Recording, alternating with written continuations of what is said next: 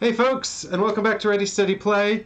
It's me, Mike, and back on the live stream. And I forgot to actually put in the thumbnail that this was live, but it is live, and it's another one of Chris and I's head-to-head 1v1 games. Of course, if you know Codex, the game we're playing today, you'll know it can actually be played as a 1v1, a 2v2, or a 3-5 free-for-all, but nobody plays those other modes, and nobody knows how. It's a complete mystery. People only play this as one-to-one head-to-head game. And if you're unfamiliar with Codex, I'm going to introduce you. I'm going to show you the game. And if you like what you see, you can check out the print and play version available from Sterling Games. Because this is a Kickstarter from 2016, and it's a sort of a head-to-head. I want to say card battler, but it's really not. It's a sort of one of those independent Kickstarter oddities that kind of draws in a lot of familiar mechanisms and then kind of plays with them in a way that is interesting to people who are very familiar with the hobby and baffling to people who aren't. So what we're going to be doing today is Chris is going to be taking on one side and I'm going to be taking on the other. We're playing remotely again, so hopefully we will be able to pull this off. Chris has Codex set up at home. And I picked this for today because I was looking for a head-to-head sort of battler game for Chris and I to play. And I'd noticed in the Patreon voting form for this month, someone had suggested Codex, and I assumed they'd seen it in the background of one of my shots. It has been there somewhere, and spotted it and said, "Oh, I'd like to see that played." Turns out it was, in fact, Chris, who is a patron of the show. So this is a legitimate Patreon choice. Speaking of Chris, oh no, I've got this on the wrong button. Chris, I'm afraid I can't bring you on to camera because I don't have Stream Deck set up correctly. I think it's still set up from when we were in the same room. I don't think I've actually live streamed since Undaunted. Here we go. Oh god. I know, it's too long to go without a live stream. No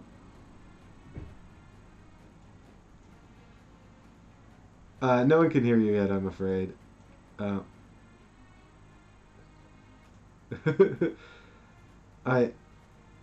can go. Oh, okay, let's see if this works. This really is a rookie problem. Oh, here we go. Look at all the technical hitches we have on this show. Usually it's not, can't bring up. Can't swap scenes in OBS. I mean, the thing about having so many different board games, like, I get so jealous of watching people stream video games. They're so much easier to stream. Like, streaming board games is so hard. So you should have Chris. We should have Chris now. I think we do. Hey, Haggers. Yeah. Hey, T. Carter. Hey, Eddie. Hello, everybody. Haggers says it looks like I've set you up for a fall. Mike's played more of this game than I have. So, no, I think we've played about the same amount, but I played yesterday, so I have been warmed up. I've also got a faction I played yesterday. Yeah, I haven't played with this faction or with your faction, but I think we'll be fine. But well, I voted for this in the Patreon because I keep voting for Cerebria, and I thought I better vote for something different. So I actually voted for 3 different things for once. I usually do the same thing. But I think someone voted for it in the past as well. I don't think it's just me. I've seen Codex, because it's not actually an option because it doesn't have solo play, so it's not an option in the menu. So it is, but it is something that's been put into the wishful thinking box before. So it is in the menu. It was in the menu. Oh no, I don't think so. I think it's you put it in the wishful thinking box. Did I? Oh, maybe. I didn't type it in though. I selected it from a drop-down menu. You know you definitely typed it in. We'll look into this later. I promise you. There's unless someone else typed it in. And T. Carter, thank you so much for all the kind words in chat there. And I echo the sentiments as well. Thanks everyone so much for supporting the show and supporting us. This kind of thing where we're playing Codex is precisely because you guys give us the autonomy to choose what we want, and then we decide to give that back to you to choose what we play. But it's the point is it's this wonderful communal decision-making process rather than having to be determined by what's new, what's hot, what's going to get views on YouTube, which is, you know, all well and good, but just not my approach. I'm absolutely. spending all this time changing the background here to say Codex, and we're about to go to the game screen anyway. Oh dear. But yes, so it is, as Mike said, it is available. Technically, this is available to buy. You can buy print and play. The proper print and play files can be got from the website Sterling Games, and it's. I think I see it for sale semi-regularly on the secondhand market. Yeah, so I think what I'll do is I'll real quickly bring up the top-down camera here. Let's see if this is looking okay.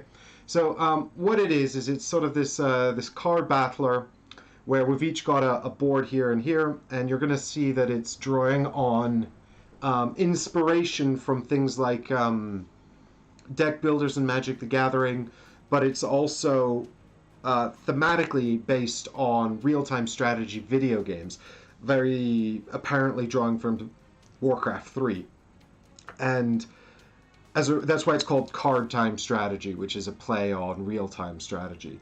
So it is really a sort of a little unique oddity, but what it does that's really interesting is it abstracts away unit production and hero abilities into this binder, which represents your faction's tech tree. So you actually pick a binder, which is filled with cards, and this is the tech tree of the faction that you're playing as. And as you play the game, you'll be pulling units out of here and putting them into your deck, which kind of represents you putting them into your, or unlocking them in the game in some manner, whether it's through research or building them. But when they come into your hand, then you can choose whether or not to play them for resources. So that's kind of how they've abstracted this unit building process. But the game itself, I think, it's tricky to get to the table because of all these cards, and these create a real learning curve. So, if you're familiar to some extent with card strategy games like Magic the Gathering, these will, to an extent, feel familiar to you. Like the red cards and the black cards that we're playing with today are going to feel extremely familiar to people who know Magic the Gathering. The white cards are a little more distinct from the Magic set, and then there's also a purple deck. There's all 6 of these colors here. There's also a purple deck that is totally bananas, different to what you might see in Magic, which only has the 5 colors, of course.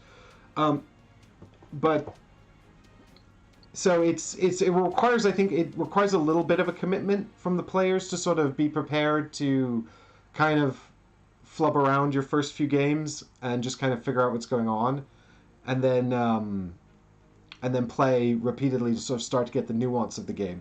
Because within each faction, there's 3 skill trees, so to speak, 3 specializations. And these specializations all have different strategies within them, but those are quite apparent. So pursuing one strategy within one tree of the faction is quite obvious to do. However, I think where the nuance comes from is then figuring out how to sort of mix and match the others, or play into that strategy, or even counter it in some way by doing something clever. But if you've come here to learn hints and tips on how to do that, Chris and I are not your boys. We're going to execute the rules of the game. And by the way, also, can I just say, like, as someone who had to, and Carter says also, Mike, Patreon link in the video description. One day I'll learn, Carter, one day I'll learn. But it is in the banner on the front dashboard of YouTube. It's also just patreon.com/ReadySteadyPlayed. But the thing is as well, like, the rulebook for this is horrible. Like, I was just going over it last night, and it's really, really bad. It's written by someone, I don't know why it's written the way it is. It makes no sense. But there's all the main game rules, and then there's the 2 variants, the two-headed dragon variant and the free-for-all variant. And then there's a description of what all the factions are and how they play. And then after that, there's a section called Odds and Ends, which describes absolutely crucial game rules. Like, I would not have read that section if I couldn't find answers to my very important questions. Like, it's crazy. So it's hard to get to the table. It requires a commitment to play, and it's hard to find a copy of the physical thing. So it's certainly a bit of an oddity now, but it's definitely an interesting thing, and I think it's the kind of thing that really sort of would appeal to to people exactly like me and Chris who are quite embedded in the hobby and understand mechanisms quite intuitively and are just sort of interested in games that do things a bit differently.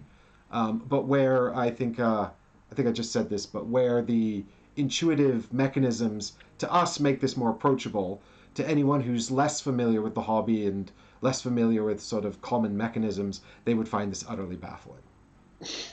Or even if they're just a little familiar with those things, they're like, oh, wait, I do know this. Oh, no, wait, it doesn't behave at all like I thought. For example, the game has very little card play and often incentivizes you not to play cards.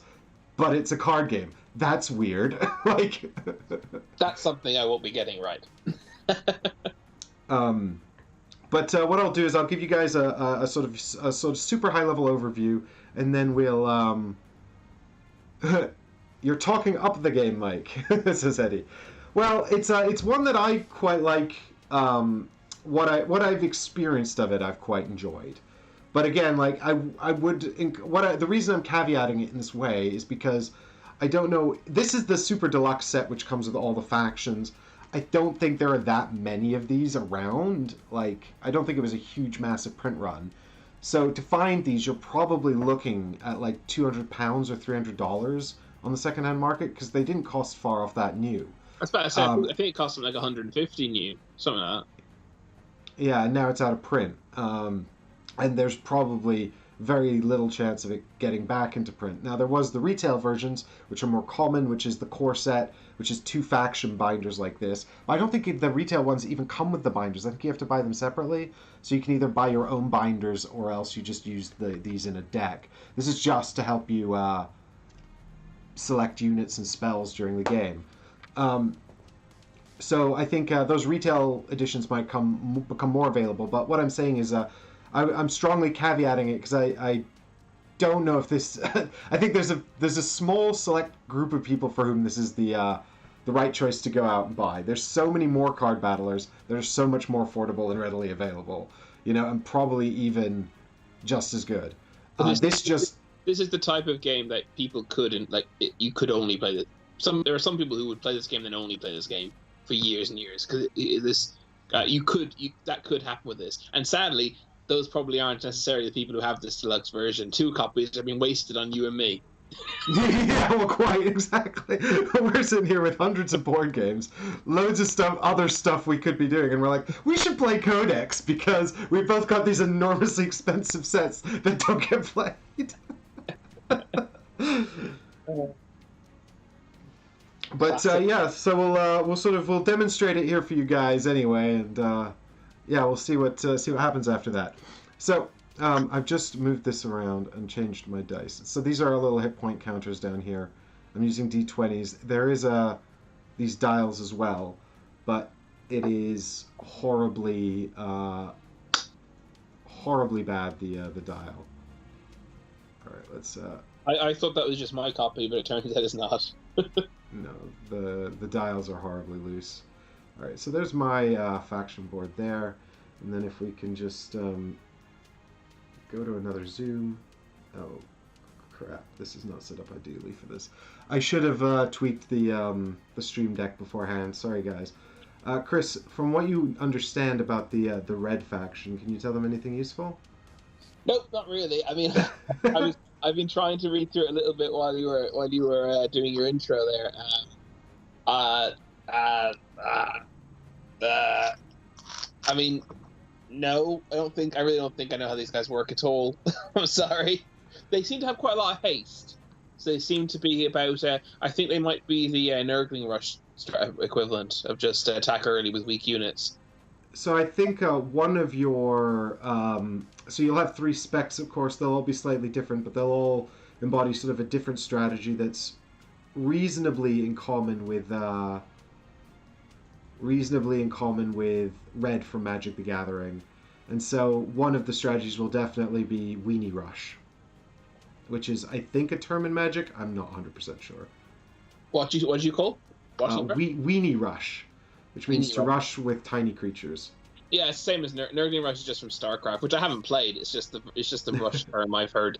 That's become embedded in my brain. In Halo Wars, it was called Warthog Rush, and in Age of Empires, I don't know what it is. Maybe light, light scout rush. That can't be a thing. The scouts are terrible, but they have horses.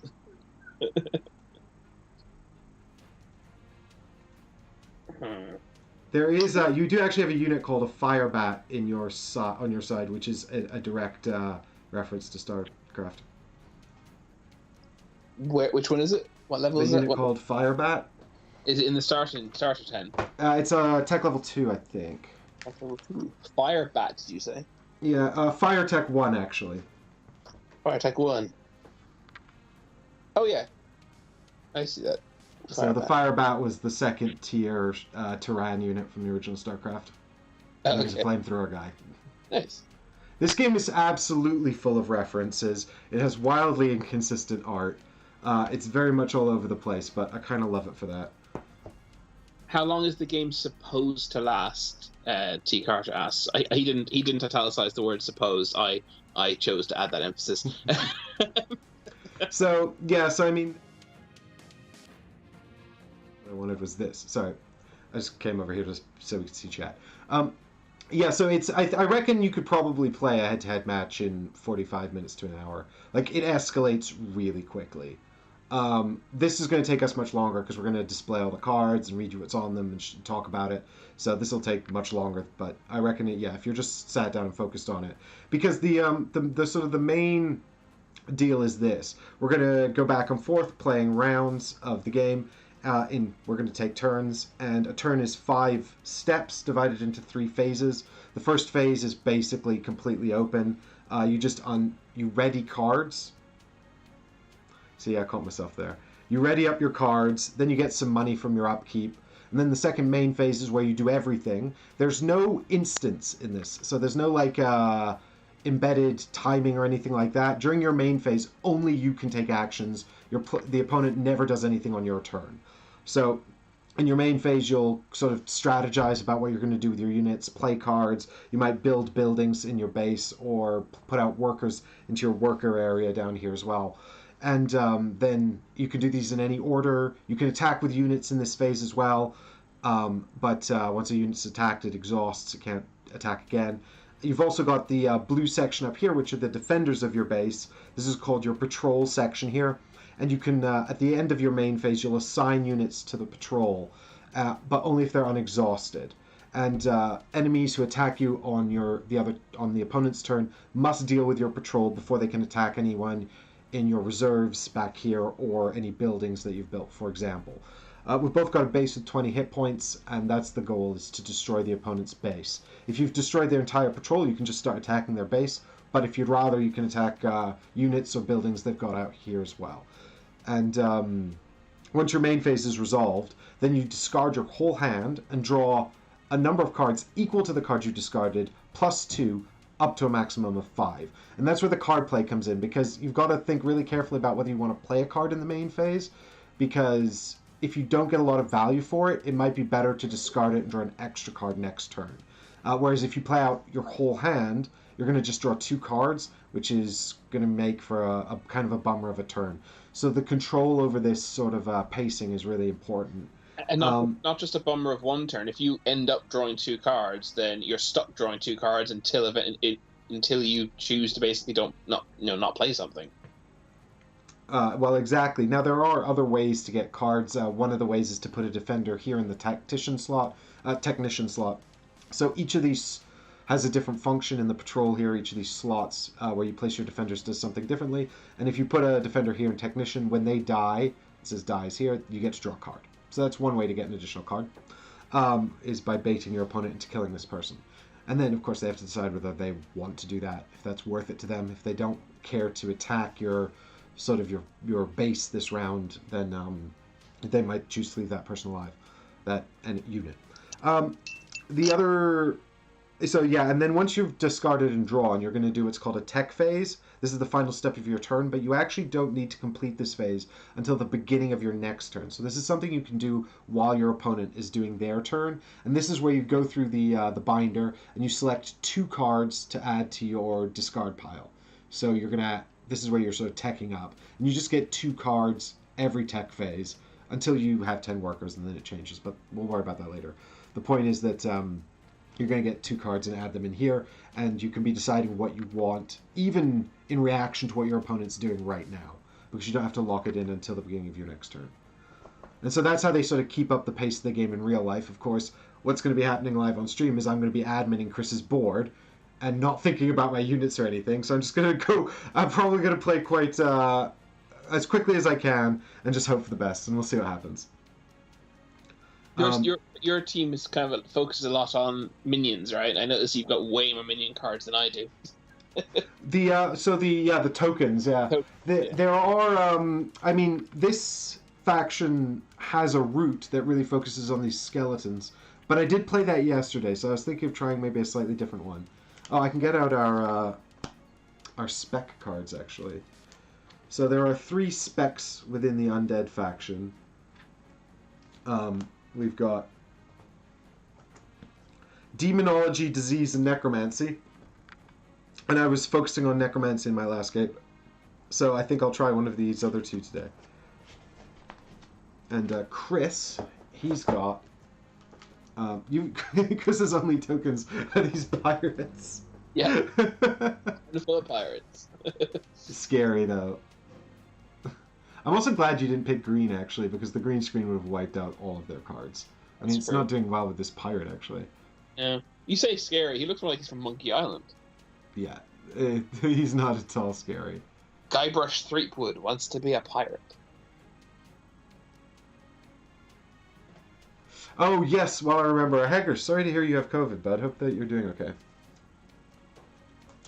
Hey, Higgs. Feel better soon. Hope you haven't got too bad.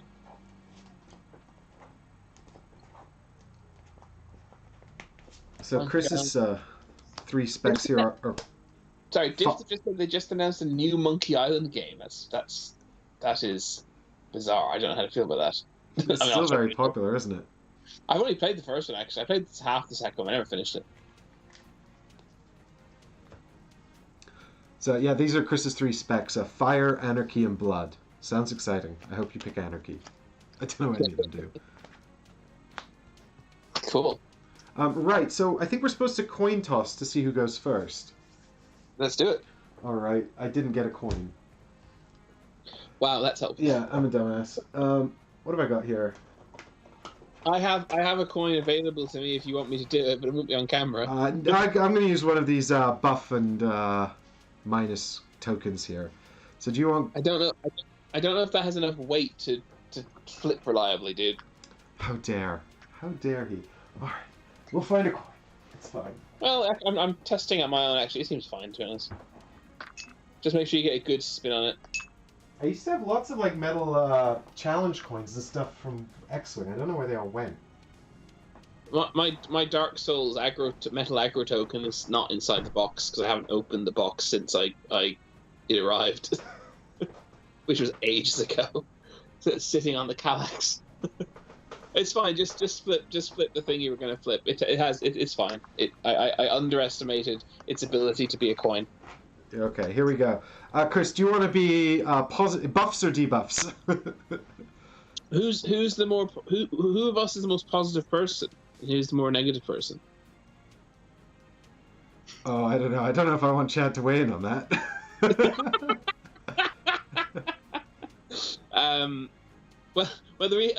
I do actually, because I was, who was it? Because someone told me recently they thought I was quite bubbly and positive, and I'm like, I'm such a grumpy git. Or at least that's how I perceive myself. Anyway, I think I think I should be negative because I'm so negative that I brought up existentialism into a coin flip to choose a start player at a board game.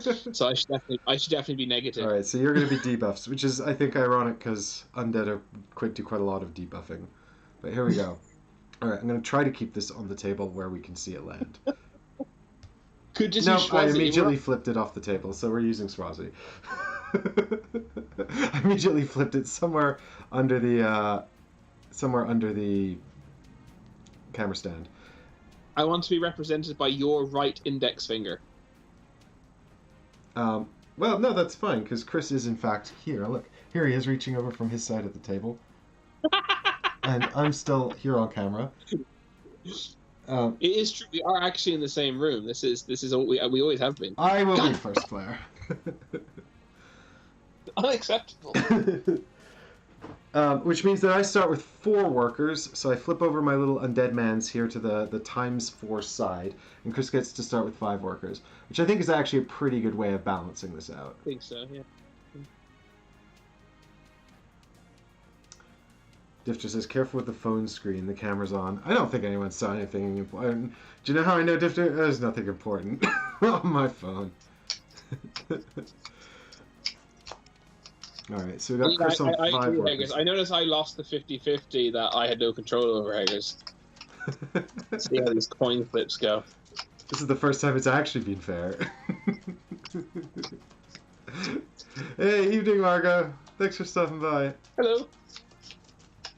I assume I can draw my hand too. Don't super funny. Yeah, so you start with 5 cards. And no money. Womp womp. But that's okay, because we'll get some in the upkeep.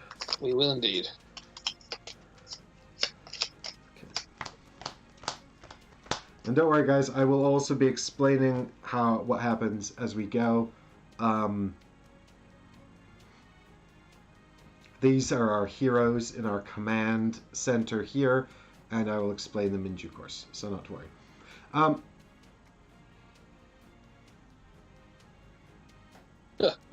I just recall the time Tom Daly had to change his phone number because another YouTuber showed his number in a video. Oh, that's doxing is horrible. Don't do that. I assume well, if it was an accident, fair enough. But anyway, so I've just done the well, we start with 5 cards, so we both start with 5, and now I'm into here, so I've got no cards to ready up, so I'm doing upkeep. You guys can't see this. I realize you can't see it at all. Can you see it okay on this camera, maybe? The little track here. So now we're on upkeep anyway. This is Chris's side of the board. So I shall be taking some money first. I'm going to get 4 coins because I have 4 workers. So during the upkeep step, you get 1 money for each worker you have. And during your main phase, you can play a card into the worker pool. It costs 1 coin to do that. Obviously, it increases your workers, so generally you want to be doing it, but you have to give up a card from your hand, which is how you get rid of bad cards, but also at the beginning quite difficult, because you have to be sort of honing your strategy here. Hello, Ultravioletta. Welcome. Hey, welcome. So, I've got a bunch of cards here, but I think I've sort of determined what I want, what I'm going to be sort of exploring in this game. So I'm going to go ahead and take this card here, guys, which I guess Chris can probably see actually because he's on camera, but it doesn't really matter. I just won't look then. This is this is one character here that I'm just going to be turning into a worker. My ability to cheat in this particular game is just like I can do anything and just tell you. So I don't think I think you just have to trust I'm not going to look at the camera when you tell me. I do have to completely trust Chris because he could totally just cheat. I could literally change my mind about the things I've taken out at any time. I can just draw whatever. I can miraculously draw the right thing into my hand every turn if I wanted to. It's amazing how Chris keeps pulling all the cards he needs exactly. Actually, I tell you what. That time when we were playing Undaunted, when I know I had lots in my deck. But I drew, I think it was 3 or 4 of the sergeant cards. And Staff sergeant, yeah. I was so glad that I was in the room with you for that because I was like, I looked at it, I was like, this is exactly what I wanted to draw. And then you managed to actually stop it anyway. But still, I couldn't believe it. Through sheer good fortune, I think, by shooting at the staff sergeant a whole bunch. So I think I'm going to play my Pestering Haunt card. This is basically a really crummy unit, but he costs 0, and he's a ghost. So he's got 1/1, which is exactly what you think it is. 1 power and 1 health, so 1 damage will destroy him. It works essentially the same way as Magic the Gathering. With the in combat, 2 units will hit each other. They'll damage each other simultaneously, so they'll both take full damage, unless there are some keywords that alter the way this interaction takes place, which we'll deal with as they come up. But the one thing that's different to Magic is that damage persists between combats. So you'll put damage tokens out onto the units, and so if they're a big unit with lots of hit points, you can sort of wear them down over time. And then certain things can heal units, but they're not particularly common.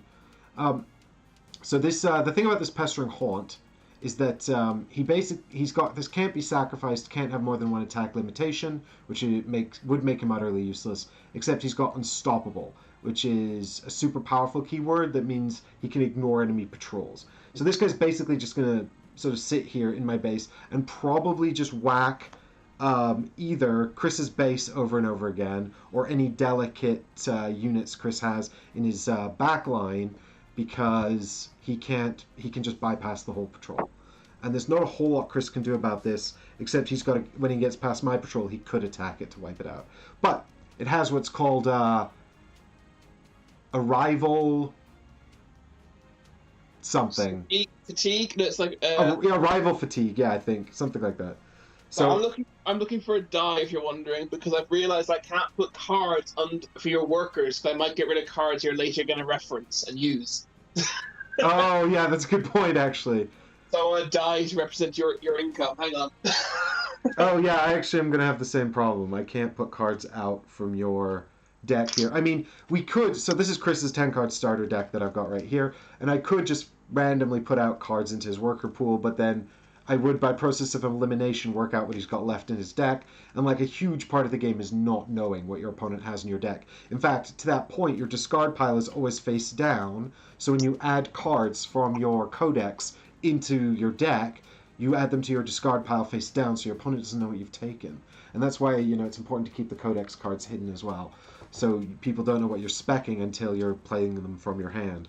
So to that point, yes, I will have to get a die, which I will do in just a minute. But yeah, so fortunately, I had this handy-dandy die of die. I only want the big one. I want you to use the entire thing. I think I have a green one somewhere that's really good, actually, but I don't know what I've done with it now. But it's quite large, so that would have been a good choice. Anyway, right, so the Pestering Haunt is played. I'm also going to play this Summon Skeleton spell. This is just my basic black magic. Oh, I can't play it. I can't play it because I don't have a hero. No, you can't. You need a hero. Exactly. So, I guess we'll pay 2 coins to buy a hero. So, at the start of the game, you can purchase any hero that you want from your pool of 3, and then you have to level up your base in order to purchase additional heroes. But you could theoretically have more than one out at a time. So I'm going to buy Orpal Gluer, the Disease Lord. So, oh, come on.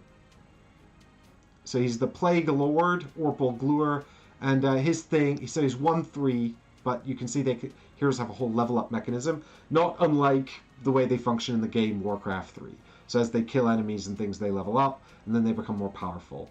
And you can unlock spells for them as well, although they don't have equipment like they do in Dota. Anyway, I don't know why I thought of that, because it was originally a Warcraft 3 mod, I guess. Anywho, yeah, so all your heroes cost 2 to spawn, but now I've got him. He's the only one I can have. But he deals damage in the form of -1/-1 runes. So they're basically coming out, and they're sitting on Chris. So he reduces enemy power at the same time as he reduces their hit points. Of course, if their runes eclipse their health, they just die, because their health would be 0 or less. Okay, so we've got Orpal Gluer here. And I guess I'm going to put him into the squad leader position here, because I suppose I will be passing. So as my final act in my main phase here, I'm going to assign Orpal Gluer to my squad leader position, and this gives him +1 armor to use. And this also means that Chris would have to fight him first. So the way it works is this. When Chris attacks, he must fight the squad leader first. Once the squad leader is defeated, he can then attack any of the other patrol members in any order, but he must kill all of the cards in the blue area before he can attack anything back here. Well said. Can heroes be killed? Yes, T. Carter, when a hero is killed, it just goes back to the command post, which is the selection of 3 heroes over here, and it can be summoned again on a later turn for 2 more coins. But it loses all of its levels, and while it's dead, you can't cast any spells that are associated with that hero. And if you kill a hero, your opponent levels up his own hero by 2 levels. Yeah, you can pick. Your opponent can pick one hero they have in play and can level them up by 2, provided they can gain at least 1 level. So if they're at max level, you can't give them levels. Why does that matter? I don't know. And you can level up just by paying. Is it 2 to level up? 1 gold is 1 level. Oh, cool. So cool, I could spend this gold to level up Orpal Gluer, but note that levels, Orpal Gluer goes up to level 6. Different heroes have a different max level, but the levels are divided into stages. So when he's level 1 to 3, he's currently level 1, he's going to be at stage 1. So when I want him to increase in power, I need to get him to stage 2, which is when he's level 4 or 5. And I guess while we're going over the rules for heroes, whenever you level up from one stage to another stage, i.e. from 3 to 4 in this case, or 5 to 6, you heal all damage on you. So there we go. So Orpal Gluer's out. I've got 3 cards left in hand. I discard them all because I'm ending my main phase. And then I draw 5 more cards from my deck here, which I think is all of them. It is. And I can move my Pestering Haunt up here because he's no longer got Arrival Fatigue. I could actually assign him to one of the positions. Oh, he can't patrol. Of course he can't. He's got a special exception because he's just a terrible ghost. But I could, even though he had Arrival Fatigue, assign him to the patrol if I wanted. Because only exhausted cards cannot be assigned to the patrol. So even those ones can, but he can't because he's just a ghost and Chris would walk right through him. And now it's Chris's turn to do his things. Huzzah! And okay. I should be looking at my tech, but I'm not. Instead, I'm going to find that die real quick for Chris's workers. If I knew what my other 5 cards were, maybe I'd be saying, "Ah, I wish I'd drawn something else," but I have no idea. Okay, I will wait for Mike to come back before I do my first thing because he has to mimic it so you see what's happening.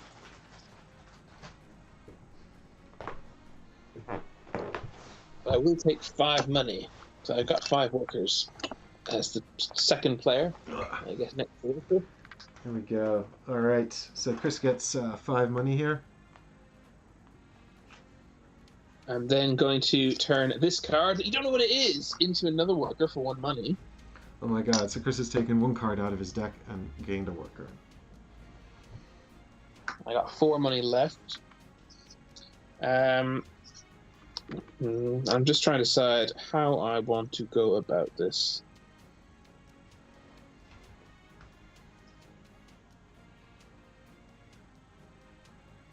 In the meantime, I'm going to have a look at my book of spells. Oh, yeah, and also, actually, while Chris is just thinking real quick, I'll show you guys the box. I do keep it here to, like, sort of show people what the box looks like, although, in this case, kind of irrelevant because you can't buy it. Unless, you see it around for sale and you like what you see here, and then you could buy it. But at least we'll have shown you what the game is, and you'll know whether or not you want to spend a lot of money on this, because I don't think you're going to find it for cheap. Good-sized box. It is a big box. Yeah. Well, it's got 6 of these binders in it.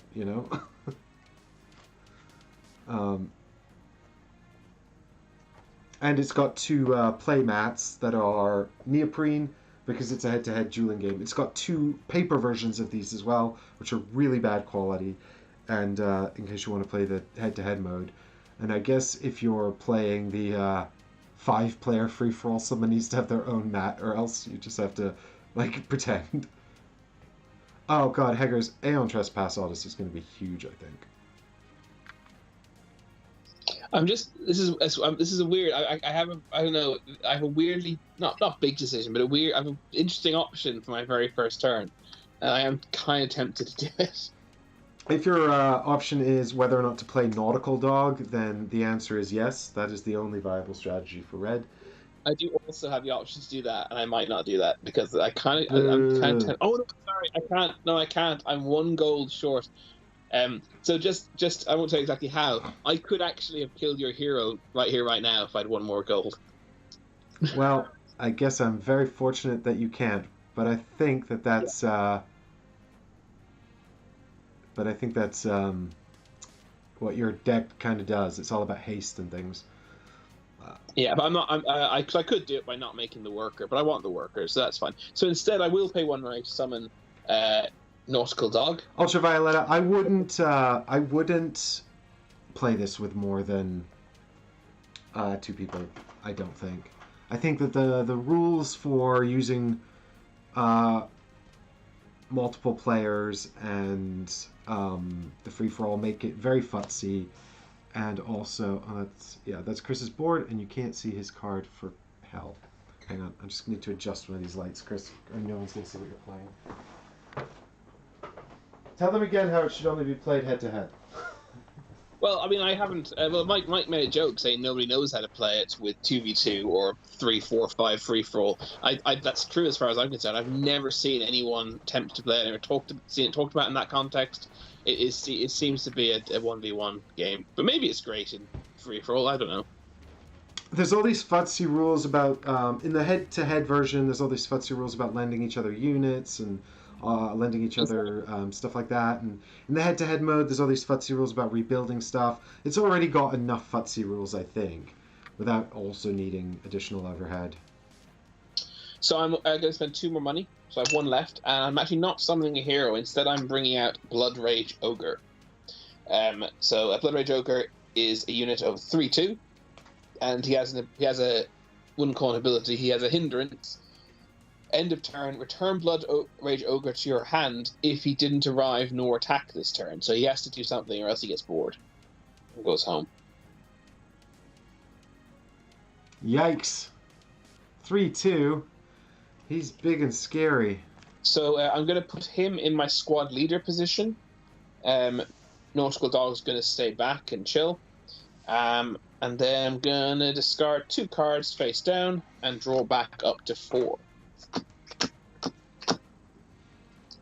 That's my turn. I'm putting 4 cards face down in your play area just to remind me that you have 4 cards in your hand. I don't know what they are. I just randomly put them there.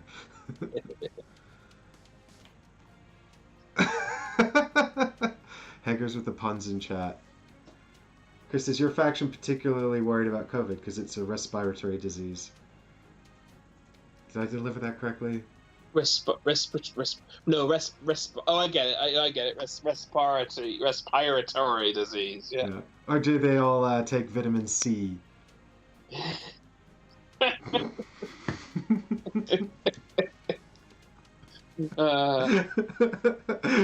Okay, so back to me then. Yeah. Awesome. Right, so I'm going to ready up any exhausted units, but I don't have any. I'm going to get my upkeep, which is now 5 money. Yeah, money. Bring me the money. Money, money, money.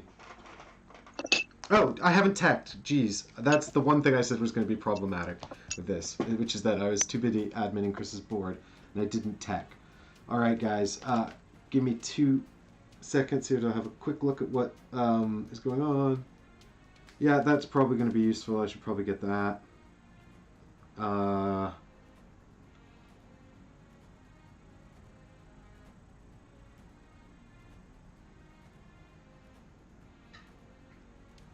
I think 2 of these guys. Alright, so Chris will have to just look away for a minute while I show you guys what I picked. So, I have teched up by picking 2 of the... Oh, did I? Actually, I was thinking about getting one of those other things. You don't have to take the same thing twice. You can take 2 different cards. Just yeah. So there are basically 2 copies of every card. And so you can take 2 different cards or 2 of the same card. You can actually also take any cards that you want at all, but bearing in mind that there are all kinds of restrictions on what you can play. So you don't really want to be taking cards that you can't play unless you have a plan to get to a stage where you can play them before they come into your hand. So it's sort of, there's a little nuance to the timing, but also just some like obviously bad choices. T. Carter, the money, you get it during the upkeep step, which is the second step at the beginning of the turn here, and you get money equal to the number of workers you have. So I've now got 5 workers, so I got 5 money plus the one I had left over from last time. Alright,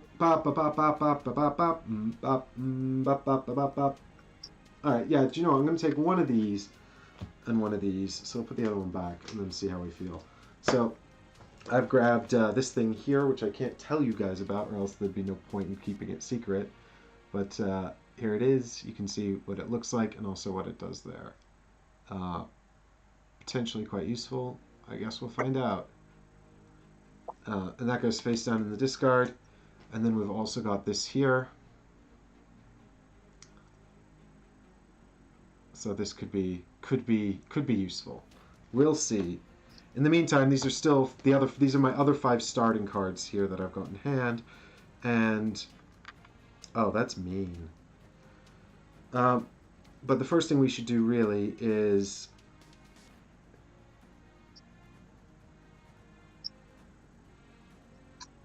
oh, that's interesting. This could be really useful. I didn't use this last time, and I think it could be really useful.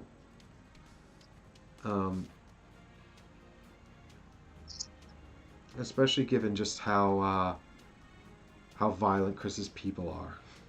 We're not violent. So that is wow. Rude. You're misunderstood. So this might I have to get something out of my deck. Interestingly, oh, that could be really useful though. I think this is useful, but not super useful for my particular build here. So this is going to be going into the worker pool for 1 coin. And now I've actually got 6 workers, so I should spend 1 to upgrade to Tech 1. Mike, I think you should look at the next pun. I like the idea that Heggers is sitting there, not paying a blind attention to what we're saying, just going, crypt, undead. Just trying to think of puns. So, what I've done here is I've started building my Tech 1 building. So, I've got 6 workers total now. I started with 4 and I've played 2. So these are the 6 workers I need to unlock the ability to get to the Tech 1 building. So I paid 1 coin to start building that. So I can't play Tech 1 cards this turn, but starting next turn I could play Tech 1 cards. Now I'm down to just 4 money. So I think let's do these 2 things. I'm going to spend 2 coins here to play the Graveyard, which I haven't played before. So this is going to be interesting. It's a building. It's got 3 health, costs 2. And it says, whenever one of your non-token units dies, bury them here, and you must sacrifice the graveyard if there are 4 or more units in it, and they all go to the discard pile. Until then, you can exhaust the graveyard to play a buried unit from the graveyard. So it costs the same, so I still have to pay for it. So essentially, it's just kind of allowing me to reanimate my units more quickly. Yeah. And as it is a building, it sits back here like this. And Chris can attack it because it has health, and he could destroy it. And I think then it goes into the discard, but I'm not 100% sure. I assume so, yeah. Okay. Okay. And then... that Bloodborne Ogre has 1 shield. He is potentially a problem, I agree. Now we should note here that the graveyard also has arrival fatigue. It's tired too, even though it's a graveyard. So I think I'm going to pay 2 money to bring out my Poison Blade Rogue. I'm playing all the different cards to what I played yesterday. Yesterday's strategy was all about Skellymen. Today we're going in for something else. So this is a rogue, and her attacks have armor piercing, and they deal damage to units in the form of -1/-1 runes. But again, that's only when she attacks. So when she defends, she doesn't have any of that. Wow, she's nasty. She's mean. And then what I'm going to do... So I'm all out of money. I'm all out of money. So what I'm going to do, I think, is I'm going to... Ha! T-Card is getting in on the fun game. I'm in a grave situation. I'm going to play a spell from my hand. It's Deteriorate, and it gives a -1/-1 out. So I'm going to put that on the Blood Rage Ogre. You got free spells. This is upsetting. I got spells for days. So he's now 2/1, but he's got a shield, so he's effectively 2/2. Who did the ogre? Yeah. Yeah. Okay. So they remember, because he's the squad leader, he gets a shield, which is basically an extra hit point. Of course, if I had the Poison Blade Rogue, I could use Armor Piercing to get around it, but she's still tired from showing up. So what we're going to do is we're going to attack... Oh, yeah, we're going to attack Chris with the Pestering Haunt. We're attacking the Blood Rage Ogre, even though we could ignore it because we are unstoppable. I'm choosing to attack that guy. So Chris takes 1 damage, and I'm killed. And I go to... Why do I take damage? I have a shield. Oh, yeah, so well, I'm effectively counting the shield. So, yeah, I guess this is blocked by the shield. Okay. So I've covered up Chris's shield token with 1 damage there. Yeah. Oh, yeah, but you are on -1/-1, sorry. I think that's where I was getting confused. So, yes, the shield is broken, but you're now on 2/1, effectively. So I'm now 2/1 with taunt, basically, that there for the rest of this turn. Yeah. So the Pestering Haunt is going to go into the graveyard. Blip, blip. And you guys didn't see that because I was showing Chris's side of the board. So there he is, hiding out in the graveyard. Maybe he'll come back in the future. And then Orpal Glure is going to finish off your ogre. So I'll take 2 damage, and the ogre will be killed.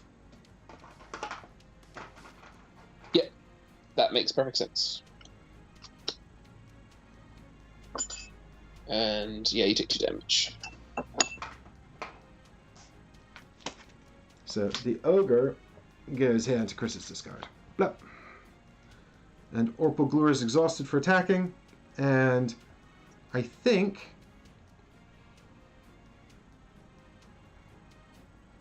I'm going to put the Poison Blade Rogue into the squad leader spot. I was thinking about putting her in the elite spot, but then it would make no difference against... Oh no, wait, Nautical Dog, Frenzy 1 gets +1 attack on your turn. Oh, that's interesting. So it actually really doesn't matter. I think I'm going to put her into the Technician slot. Okay. So she's 2/1, and if she dies, I get a card. And I've got 1 card left in hand, which I discard. And now I'm going to draw up to 3. And I wish maybe that I thought about putting some Tech 1 cards in. I mean, I did Tech 1. Yes, definitely. Did I? I can't remember. What did I buy? Actually, we can only buy Tech 1 cards. No, you can buy whatever you want. Oh, that's true.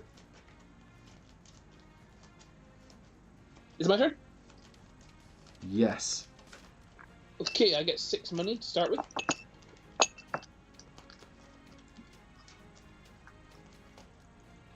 I'm going to spend 1 to make another worker, and I think I'm going to make... Yeah, I'm going to do this one. So I had 7 money. I have 6. I have 7 because I had 6, and I had 1 last turn. End of last turn, so I'm down to 6 now to make this a worker. You mean down to 7? No, down to 6, aren't I? I had 1 at the end of last turn, didn't I? I think I forgot to pay for your Nautical Dog. No, I had 1. Oh, no, you're right. I am down to 7. No, you're right. I didn't take enough. Okay. No, I had 1 left over. I just took 6, so I have 7. No, yes, I'm right. I'm down to 6. Yeah, I had you with 2 left over, so if that was wrong, then I'm wrong. I did Nautical Dog. I made a worker, and I bought the ogre was 2, I think. Mm-hmm. Yeah. So I got 5, spent 4, so I have 1 left over. Generated 6. So I have 7. Spent 1 to make a worker. I've got 6 left. Maths, everybody. It's the perfect time of day for maths. No! Math be gone.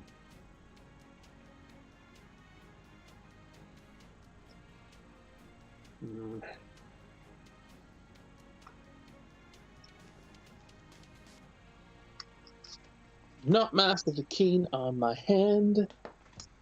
So I'm going to show you guys a little bit of a rules thing here real quick, which is if we dive into the Codex here for Chris's faction, you can see that what we've got here are Tech 1 creatures, and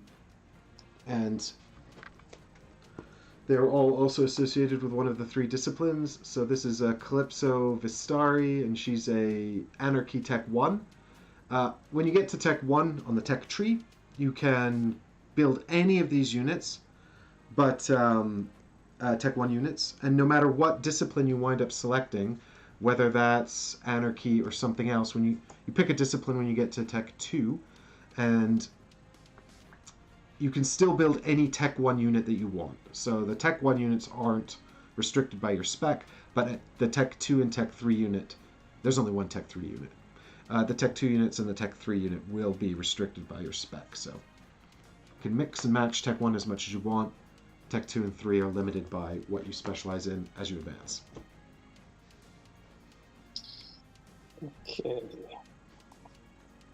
Okay, I'm going to spend 1 more money to build my Tech 1 building.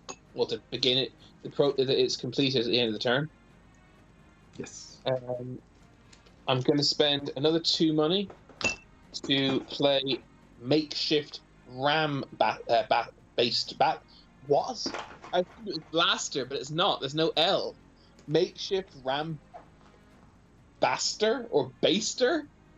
Makeshift ram baster. Yeah, because it's for cooking. Yeah, exactly. Which is a 1/2, but has haste and also counts as a 3 to attack if attacking buildings. It cannot go in the patrol area, however. And then it's 100% just someone drew the Pirates of the Caribbean character for that that character there. So you've summoned the Rambaster, and I'm putting it straight here into your readied area because it is got haste. And you can move my Nautical Dog into the ready area too. Yeah, Nautical Dog is also ready for business. And then I'm going to spend another 2 to summon Captain Zane, the Anarchy hero. Ooh. Also goes into the world of ready. Oh, because he also has haste. He also has, as you correctly say, haste. I'm going to need more defenders, guys. This is not working out currently. So, how to do this? Okay, so I'm going to attack. So who's going to attack first? It's going to be you, isn't it? Yeah, so Nautical Dog is going to kill the Poison Blade Rogue, which will unfortunately give you a card, but that's fine. So we both die. Yep.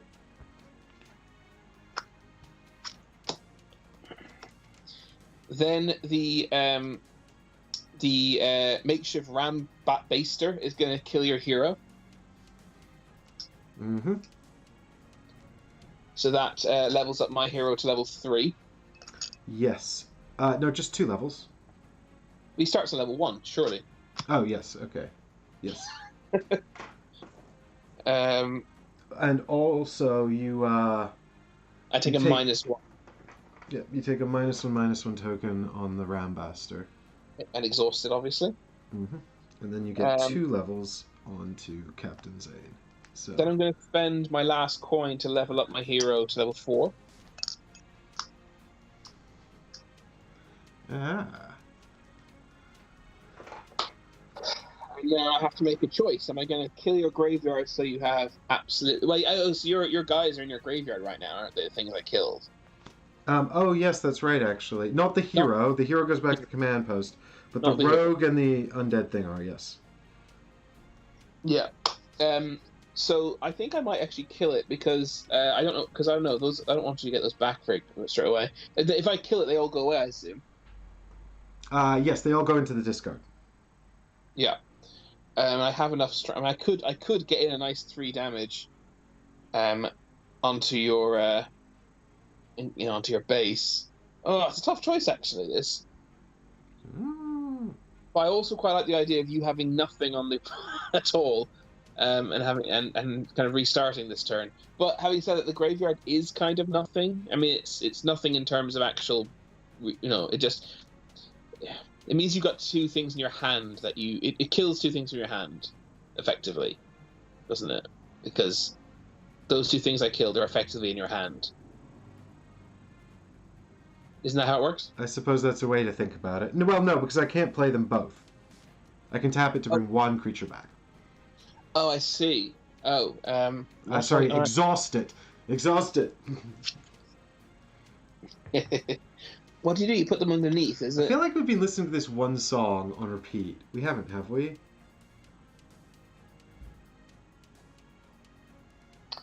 How annoying is it if you get them back? I guess they're not too bad. Well, the Pestering Haunt is free, though. You'll get him back before I know it anyway, won't you? I'm going to attack your base for 3 damage. Bum bum bum bum bum. Okay. Oh wait, hang on. Oh, hang on. I have nothing to defend myself with then, though. Yeah, Ultraviolet. I think I put it on loop the whole playlist, and I think I accidentally put it on loop the one song. So I've just been listening to this one song on repeat. I'm sorry, guys. I've now fixed that. Okay. I'm assuming you haven't got too much haste, so I'm going to leave myself undefended this turn. Yep. And you've done 3 damage to my base, so I'm going to take this down to 17. But as backup, I'm also going to take this D20 and move it down to 17. I'm discarding 2 cards, so I'm drawing 4 again. So I draw 1. And then I shuffle my discard pile and go draw 3 more.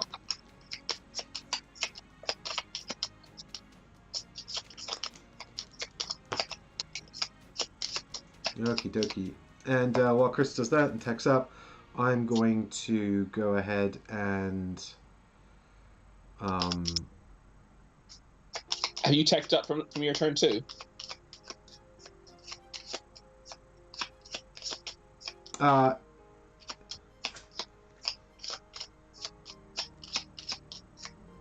Yes.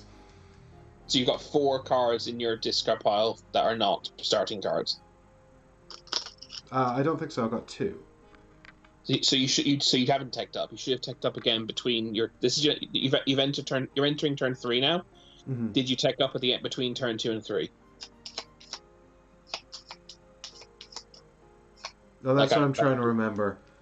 Count the cards. Yeah, 1, 2, 3, 4, 5, 6, 7, 8, 9. 10, 12, no, I didn't. Well, this is the one thing about playing on stream. Because I have to admin your side of the board. That's fine. Don't worry, I kept an eye out for you. You did. Well done. Back. All right. This, I think I like this. I want more of that.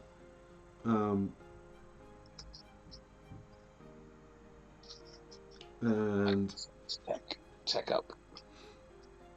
This as well. I like this too. Some more of that. Okay. Am I building something good? I don't know.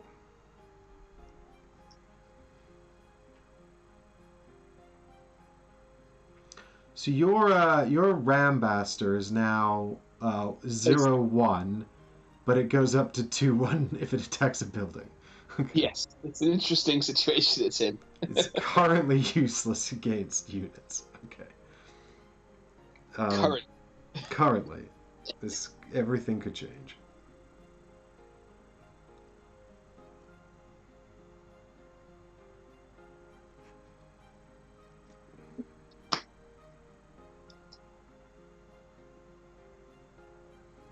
I assume I stepped up after I draw my cards, right? So I drew my cards and then yeah? Yeah, you draw first and then tech. Yeah, because so these 2 cards were not shuffled into my draw pile. Yeah, so you draw up and you reset your deck if you need to before teching. Thank you. Yep, lovely. Okay, so I'm going to take 6 coins because I have 6 workers. And think about my life choices. Guys, this is not great. I need to... Well, to be fair, Chris has got a 3/3 unit, which is his hero, but he's got so much haste, which is something to be concerned about.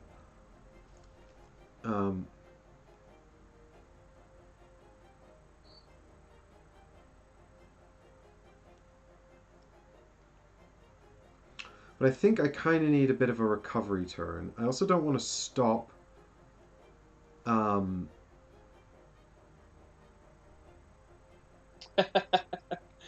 Yes, Ultraviolet. So these, I got a Prancing Pony shirt, and I also have a Green Dragon shirt, which I believe I got for my birthday last year, I think. I tend to get a couple of t-shirts every year because I hate buying clothes. It's just something I don't like doing. But I also really enjoy t-shirts that are to do with things that I enjoy. So Deborah usually gets me some Redbubble t-shirts for my birthday every year. I have got board game themed ones. I've got the room themed ones. A Power Rangers one, which I really like. So I'm going to pay a coin here to. I'm paying a coin to create a worker. So I'm now up to 7 workers. And then I'm going to use 2 coins to bring Orb of Lure back into play. Then my remaining 3 coins are going to play Summon Skeletons, which just gets me 2 1/1 skeleton tokens. Oh, you've gone back to the skeletons. Well, this is a default card in the starter deck. I'm teasing. Don't worry. The skeletons are back, baby. Except I haven't played the upgrade card this time, so they're borderline useless. I mean, they're not great with the upgrade card either. You really need to build a whole strategy about making these guys good if you want to make them good. But I mean, lots of tokens are always just useful, though, regardless, I feel. Well, I'll show you what I'm going to do with them in a minute, but the final move will be to exhaust the graveyard to bring back the Pestering Haunt, because he's free anyway. Yep. Saw that one coming. So then we've got all of these characters here, and they've all got Arrival Sickness. I can move the graveyard forward a bit to remind me that it doesn't have Arrival Sickness anymore. But the 2 skeletons are going to go in patrol into the Scavenger and Technician positions, because I'm pretty sure they live only to bring me buffs and bonuses. I'm not particularly feeling necessary. The thing is, with the graveyard in play, I'm inclined to be a bit more cavalier with the Pestering Haunt, because the thing is, these 2 guys will protect me. I mean, okay, here's the consideration, right? These 2 guys are just kind of things that Chris has to deal with if he wants to attack me in a meaningful way. Witch's Red is probably what he wants to do. The makeshift Ram Baster can't do shit anymore because it's 0/1 unless it attacks a building, and nothing here in my patrol is going to be a building. There might be units that have the type building. I don't know. I haven't seen it. But as and when I attack, your base counts a building. The base counts as a building, yeah. So as and when next time I make an attack on your base, which I just did, it'll be an extra couple of damage. Correct. Every time I attack your building, I'll be attacking you for 2 more unless you deal with it. So. Yeah, so I do have to think about dealing with the makeshift Ram Baster, but I don't have to worry about it in terms of arranging defenders now. So I quite like the idea of leaving these 2 here, and that's it. But I'm a little concerned that if he brings out a couple of things with haste, he's going to break through those defenses. So no matter what I do, it's going to be a bone-breaking experience. Well, actually, do you know what? The Pestering Haunt can't patrol. I was literally thinking about putting the Pestering Haunt patrol, and he can't patrol. So that's a silly consideration. So do you know what? I'm not going to. I'm just going to leave him there. That's it. 2 skeletons in Scavenger and Technician, and I'm done. I discard 2 cards from my hand, draw 4, and it's Chris's turn. Tigers, this must feel like when the young intern suddenly turns out to be really good at their job. T-Cart and Ultraviolet are both making puns, matching Heggers. The blow for blow. You have to up your game, Heggers, if you want to retain your crown. Alright. Let's see if I can play some cards with punnable names. Okay. Oh, so the first thing I do is I get 7 money, I believe? Well, the first thing you do is ready your things. Ready up, everybody? Yep. Ready up, and then you get to take your upkeep, which is 7. Thank you kindly. Okay. Let's see what I want to do. Ah, dear. So, incidentally, I mentioned about spells. If you guys were wondering about Orpal Gluer last turn, I was thinking about not bringing him back and doing something else, but if I didn't have him, I couldn't play the Skeleton spell, because spells are all cast by heroes. Your starting spells are minor spells, which means that you only need any hero, but you have to have a hero in play to use them. But then later on, you can unlock spells that are associated with the heroes, and then you need that specific hero in play to use those spells as well. This is the first time I'm in a situation where I'm like, do I want to not make a worker because I want all these cards in my deck? Probably not. I probably will make a worker, but it is a tough situation. It must be said. The Hegpungers.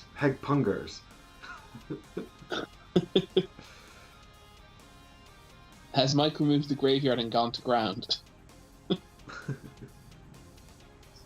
Okay.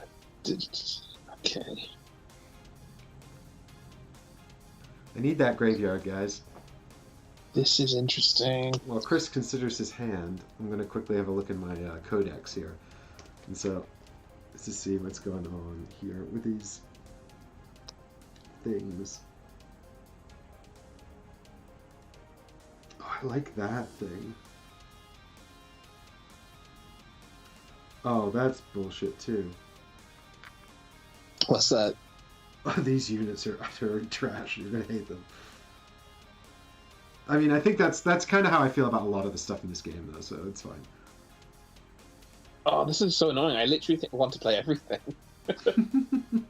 I hope that you can't.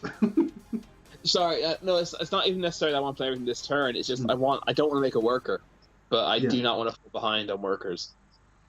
I just feel that's not a good idea. I mean, I'm sure it can work, but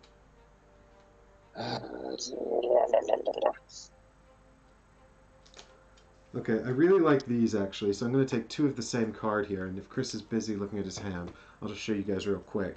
So hopefully you can discern from what's going on with the card what I'm trying to sort of achieve by putting 2 of these in my deck, but if not, don't worry, we will explain in due course what happens. So there we go. 2 of those straight into my discard pile. Oh, but that strategy would mean getting rid of this card, and I don't want to get rid of this card. It's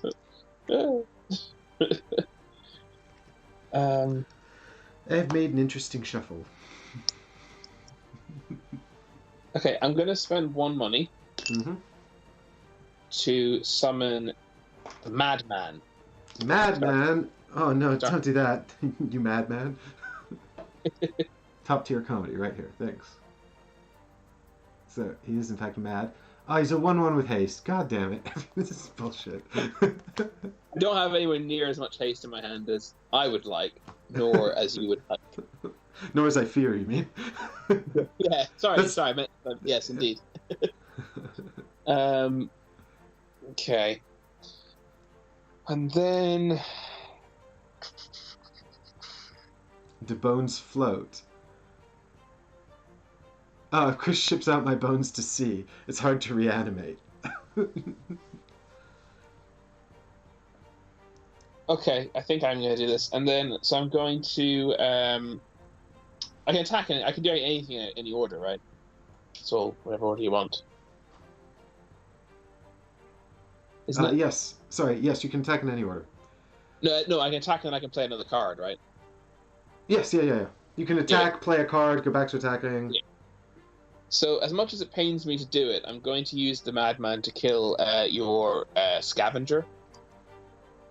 Yep, so the Madman attacks, and he wipes out my Scavenger Defender, and I gain a coin. That's a token, so it just goes over here. Yay, money!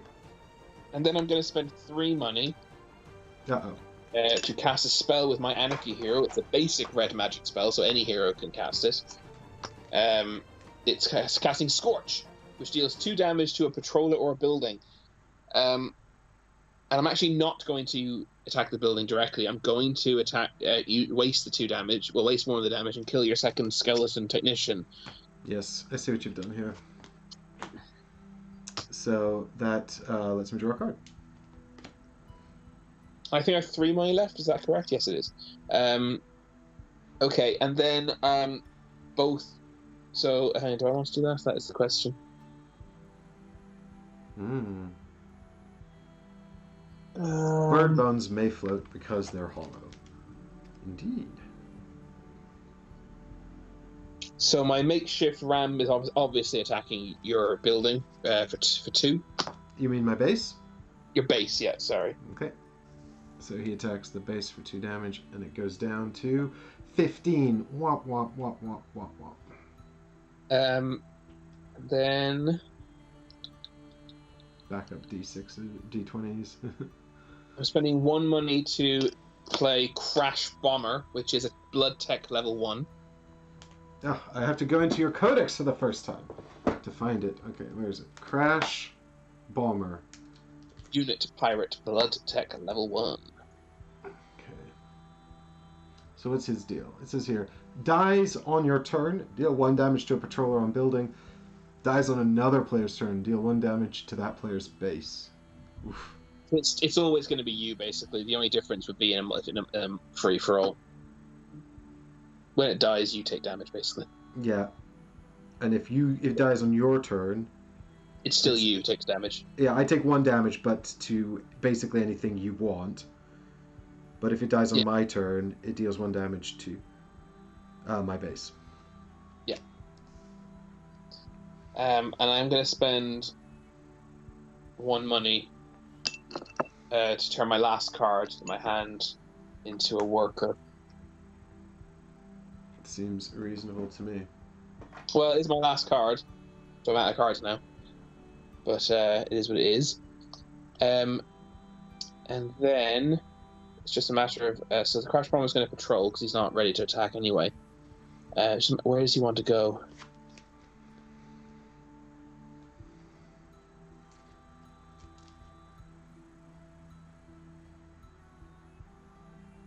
What's the 4th card you have for me?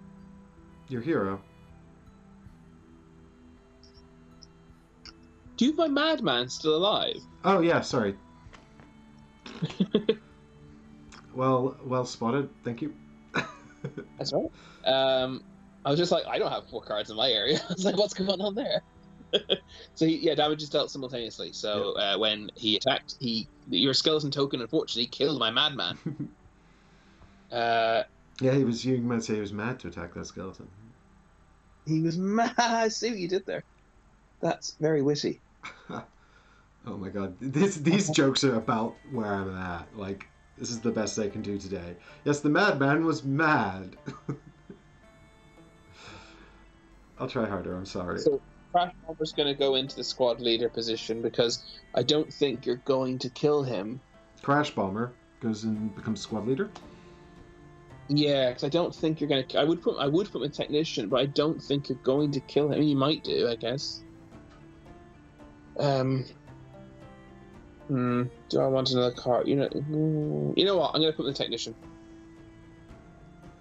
I've changed my mind.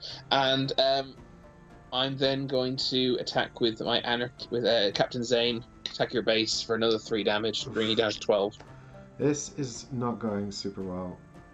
I knew that this deck was a rush deck that you had. I just I didn't have a plan to deal with haste, and I should have. Should have done that. Oh, sorry. I thought you were... I'm done. Yeah, I'm done talking. I did have a plan to deal with haste, and now I'm fucked. I'm not fucked. I've already implemented a plan to try and deal with this, but we'll see if it's too late. 12 feels bad. Yeah, we'll have to see how much damage I can get in before you stop me, I guess. I discard no cards, so I only draw 2. Yeah. So, fingers crossed. Problem. That could be a problem for you. Fingers crossed. Let's see. All right, over to me. And so I'm going to put these guys up here in the ready to attack zone. I'm going to ready up my graveyard, and I'm going to take 7 coins.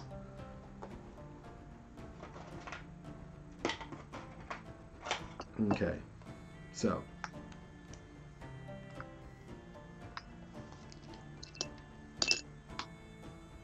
Now. Turning bone to dust, exactly. I destroyed his dumb skeletons. Okay. So, because that sucked, I'm going to start by playing Deteriorate. It's a minor spell. It gives target unit -1/-1 this turn. I'm casting it on your stupid Ram Baster. So it just dies. No! But he comes back to life, right? At the end of the turn, because it says this turn. Yeah. He was only temporarily dead. Okay, so that's a free way to deal with that, which is good. I'm very glad I got 2 damage out of him on your building in that case.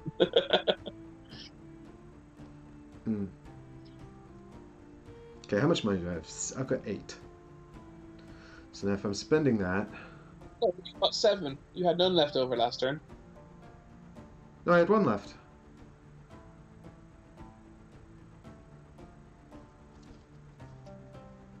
Okay, I'm pretty sure you didn't. Okay. You have the master. No. I got 1 for the scavenger dying. Sorry, you're right. I had none left, and I got 1 for the scavenger dying. We're both wrong for different reasons, but ultimately you're right. So that's earmarked, but I need to do this. Okay, so let's have a look here. I'm going to... I mean, this is almost like too expensive to justify that at all, given the graveyards in play. So let's go ahead and make a worker for 1. But actually, I could play that. No, I could play this, yeah. So we're making a worker for 1.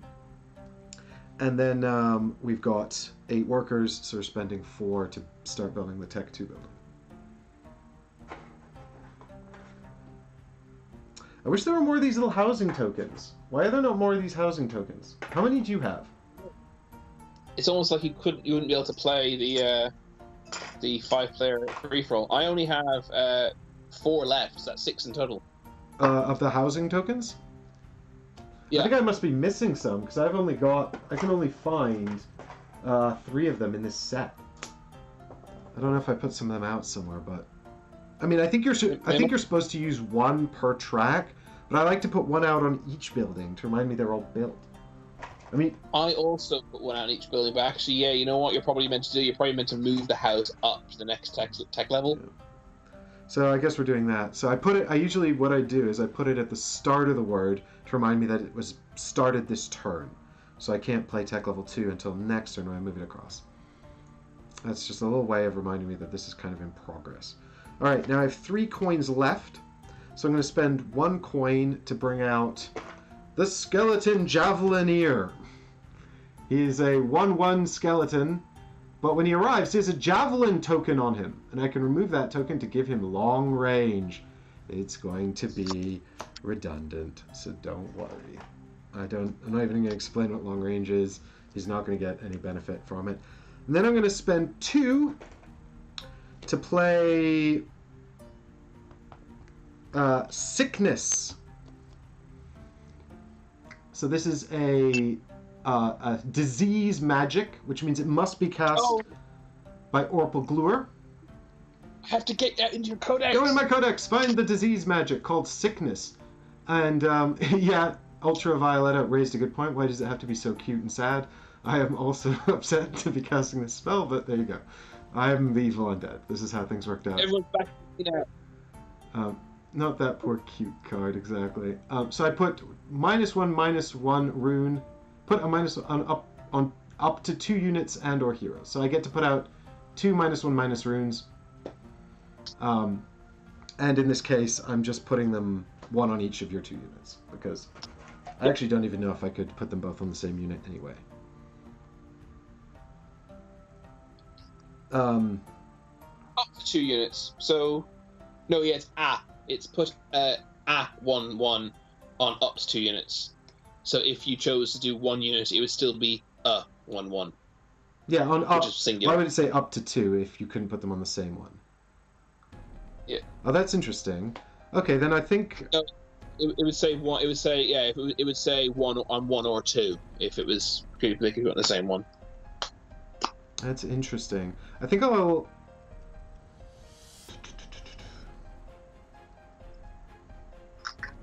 put them both on your hero then. No, you can't do it. That's what I'm saying. Oh, really? You very clearly, very, very clearly can't do that. Oh, up to two. So you're saying it's up to two because you might be only able to put it on one. Yeah, the use of the word a, so the second word in the sentence, put a, clearly denotes that if you choose one, it's still one. Very good. Then we'll do one on each, because that's the only option. All right. So I think I over butchered the explanation and ended up being less clear. No, I think I follow you. I mean, there's actually not a bad fact up on the Serlin Games website anyway, but I'm not going to go and look it up. I think this is fairly straightforward. The answer is always just tweet Susie Dent and she'll let you know. I've got one card left in hand, but I've got no more of anything else. So I'm going to put Orpal Gluer into squad leader. Yep. I'm going to put Skeleton Javelineer into technician. Yep. And Pestering Haunt is going to damage your base for 1. No! Well, this game's over. God damn it. Yes, Chris is on 19 damage, everybody. 19. I'm slowly going to claw it back.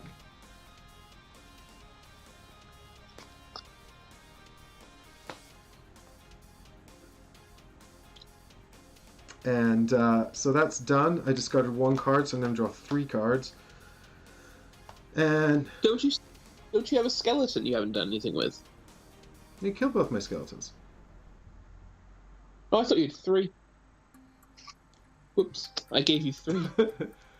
That'd be great. But no, I only had 2. The spell you cast only summoned 2, did it? How did you summon them? I can't remember. Oh yeah, you're right, I gave you 3. That's hilarious. Oh, did I say 19 damage? I meant 19. He goes down to 19. I also picked up on that. Yeah, only one more and I win. Hooray! Is that you done then? Yep. Alright. So I ready up Captain Zane. And I get myself 8 money for a total of 9. I have 1 left over.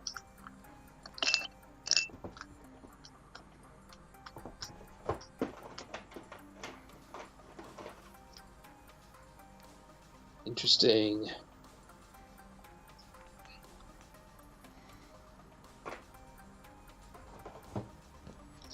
Yeah, this whole 2-card thing is a real problem. Yeah. Oh, by the way, you have to lock in your spec. Oh, good, yes. I mean, in case it wasn't clear to anyone what I was doing, it's disease.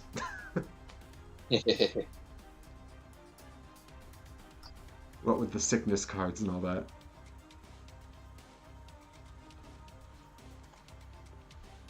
Thank you for reminding me. Is Mike cheating again? No. I'm just making mistakes in my favor. Okay, so I think some of these bad boys then. Or actually, no, maybe just one of these.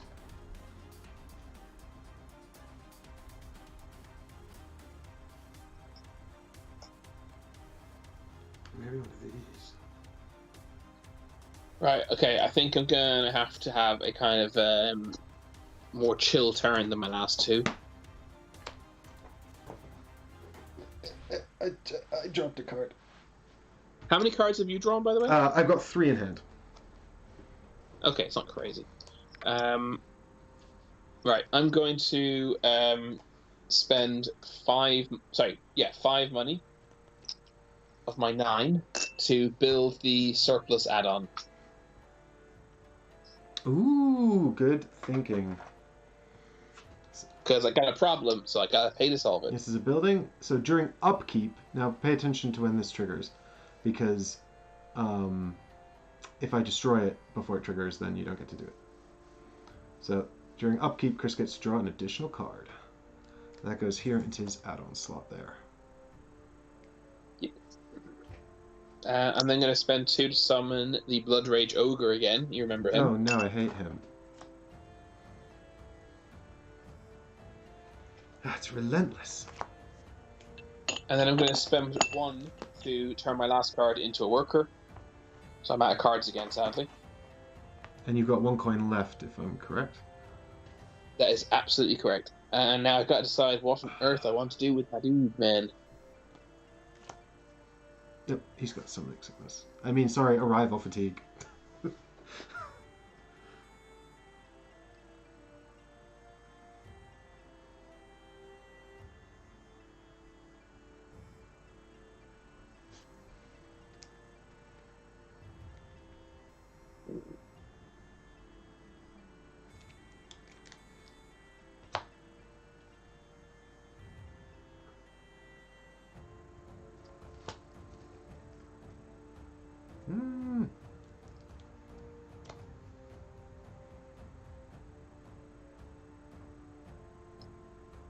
Which turn number is this for me? Well, you've reliably played a worker every turn, so this has got to be 4. Your 4th turn. So I don't know if I teched up last turn. You did not. No, I didn't. Luckily, it doesn't matter. Oh, sorry, you tech... Right, sorry, I thought you meant build tech 2. You mean tech up the cards. No, I haven't. I didn't. Luckily, it doesn't matter, because my discard pile has not been... has not done anything since then. Very good. So I can do that now.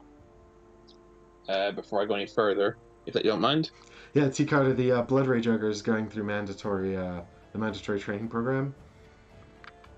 Unfortunately, one of the modules that they omitted this term is how to not attack this round.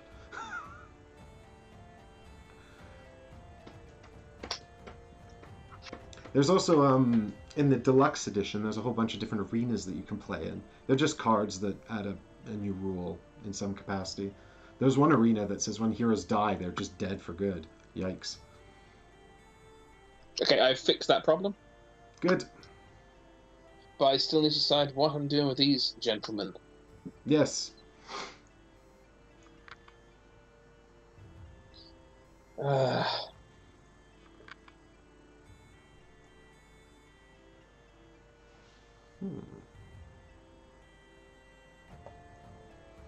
You've weakened my hero, curse you.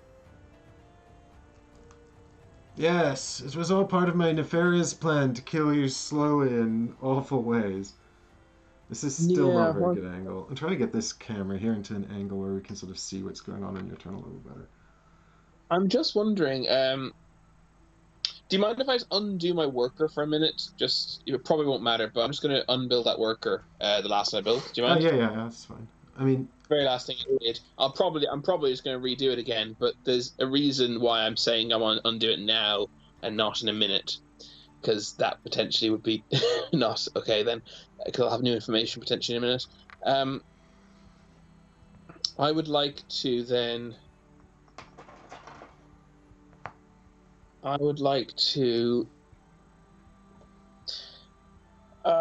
I want to do that? Yeah, I probably do. So Zane, my Captain Zane, my hero, is actually going to attack and kill your skeleton javelin. He can't because Orpal Glur's there. Oh, he can't because Orpal Glur's there, which is what you just said to me. Damn it. That's annoying.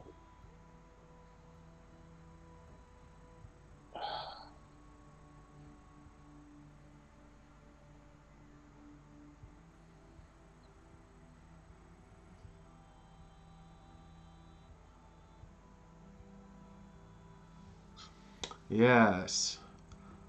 My hero is defending the team, possibly with his life again, which is kind of annoying, but I have a bit of a shortage of units over here, so I'm relying on your terrible hand this round to save me.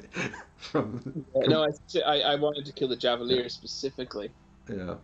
I mean, that's annoying. I don't know why, but I actually I'd be quite happy to let you, because I'd quite like another card, but never mind. Okay. Well, do I let me? Yeah, I'll just pretend I don't have taunt this round, and Oh, actually, you know what? I can actually make it happen, but it would cost too much. It would cost too much to achieve. I don't know how But it you would could have. make it happen because you uh I just trust. unless you got a spell or something in hand that gives that haste or something. I don't know. God damn it! Do I want to do that? That seems mental in some in many ways. Oh yeah, I do see how you could do it. Yeah, okay. Because yeah. Ooh. Now forget that. Okay, so I'm just gonna make the worker as I did. So lose another money, make the worker, and then I'm just going to have to put people in places. I think I ticked you down incorrectly. Are you on 4 workers now? Or 3? Sorry, not Uh, including your starter card. four. I went up to Yeah, four, back down to three, and back now yeah, four again. yeah. I think I ticked you So down. the crash bomber is going to go into squad leader. I'm the leader now. Yeah. Um, Captain Zane is going to go into technician, Need those cards. and the Blood Rage Ogre I think might stay back here. And that's my turn done. So, question: is the building finished before I draw cards?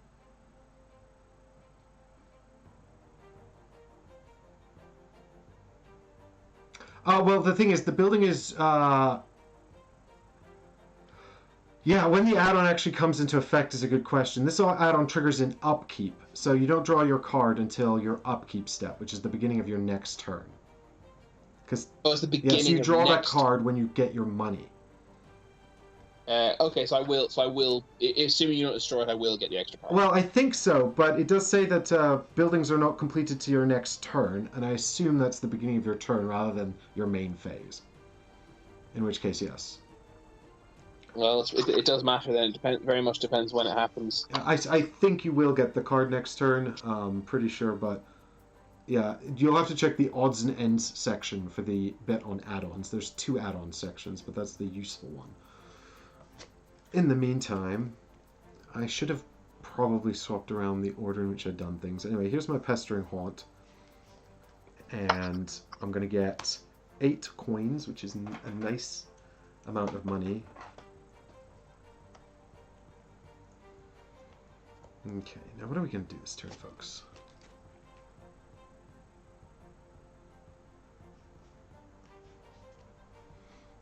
They take until the end of your turn to finish building, so it's actually built now. Okay, so it is in play. Yeah, so I will. You'd have to destroy it for me not to get. So I guess for once I won't draw my hand up yet. Well, I'll draw. Well, Yeah, you let have me to do it now. You just draw an extra card next time. Okay. Yeah, I've got the pieces of 8. Draw. Oh yeah. Sorry, I understand. Yeah, I understand. Cool. Okie dokie. So I think what I shall do. It's annoying that crash bomber's in squad leader. I thought it might be.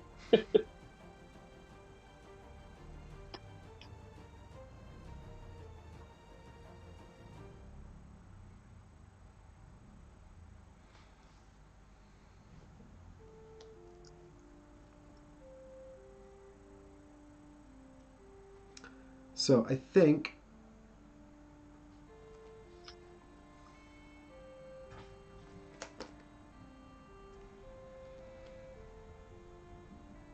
I really want to make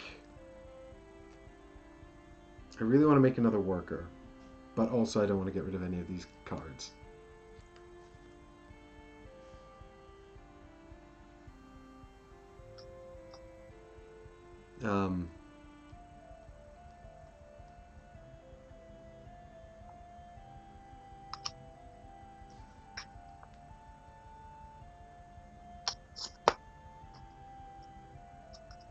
I've done my.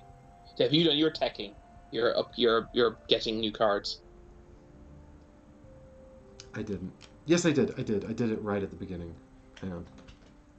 Yes. Yeah, I did. I did it right at the beginning of your turn. This is your turn 5, so you should have 8 new additional cards. Yes. I've done it now as well for my next turn. Make him walk the plank. Arr. Yeah, why do I have this, like, anime captain, and then, like... All the heroes look really anime. I don't know, the artist who did the heroes must have just been, like, some anime artist that they got to do it. Because... Captain Anarchy in particular looks like totally anime. Yeah, but look at my demon queen. Yeah, but she's still a demon. Like, my captain is just an anime man. That's all he is. Right. But I've got, like, an anime man. I've got a pirate who's a suicide bomber, and I've got an ogre. And apparently I'm pirate themed. I think one of your sort of disciplines is pirate themed. Like, I think the anarchy themed is pirate themed. I think there's also the goblin hero, whatever he is yeah, blood. I don't know. Blood is necessarily a thing. All right. We are made in blood. Made one by the blood. I can't remember the Bloodborne quotes. Looks like a young Captain Smoker. I don't get that reference, I'm afraid, Difter. Who's Captain Smoker? Right. I think... Ooh.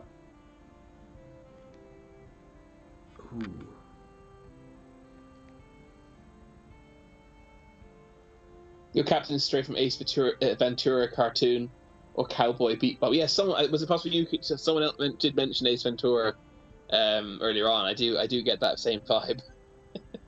I hate that I'm about to do this, but I'm pretty sure I have to give up a card I really want as a worker. I completely understand. But I think it's way more efficient to hang on to this one. I think.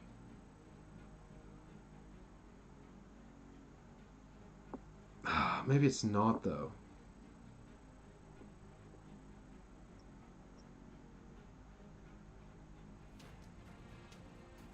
I mean, yeah. Okay, so here's... Oh, but that comes with the extra cost. Maybe that's not very good. Yeah, okay, I guess I'm changing my mind about this, even though I'm not necessarily happy about it. Alright, here's the plan. I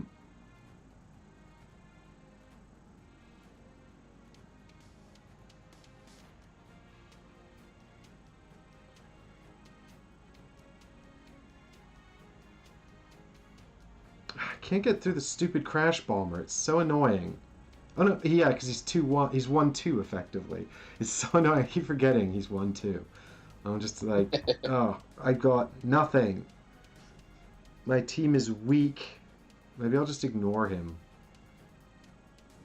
Crash bomber, but then he could just deal a damage somewhere. But that's probably fine. Okay.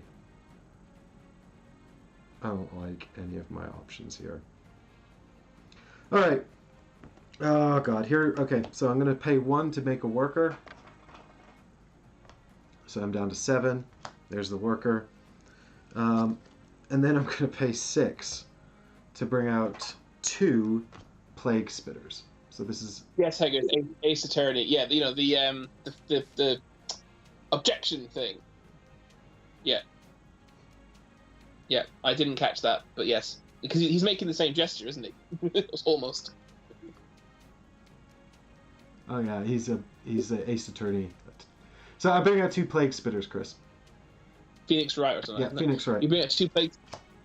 Yep. So these things have anti-air, which lets them combat air, which is not so important.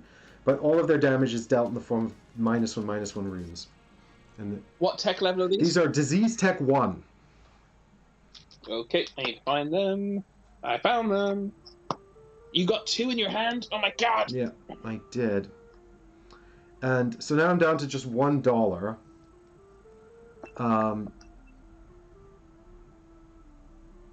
Oh dear, that's not good. So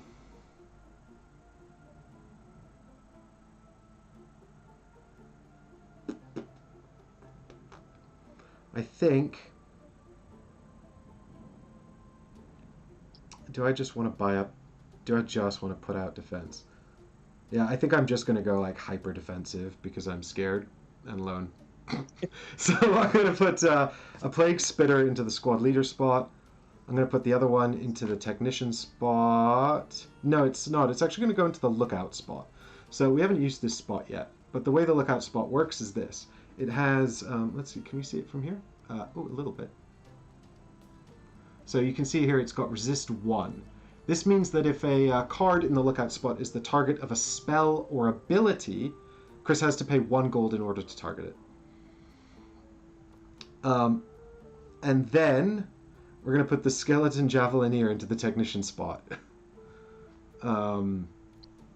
And the pestering haunt is going to go and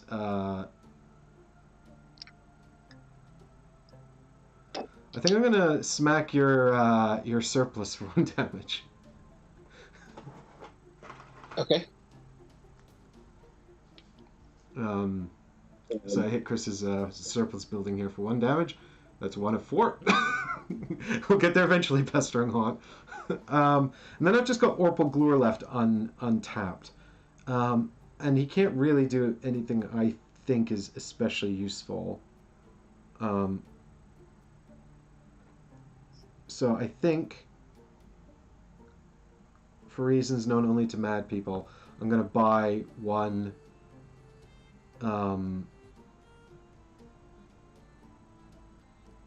level for him. I don't know why I'm doing that. I'm not going to do that. Maybe I am. God damn it. Yeah, sure, why not? Buy him a level.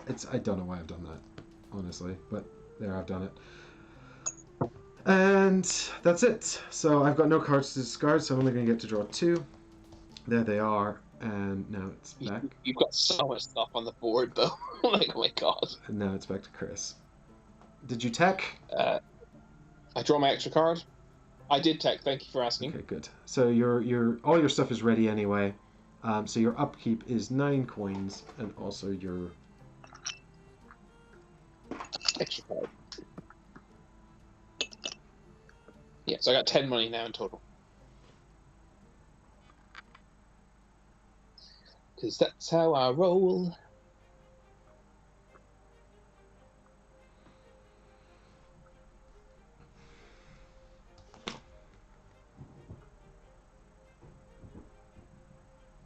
That's very upsetting to have a 3/3 in the taunt area. In the taunt area.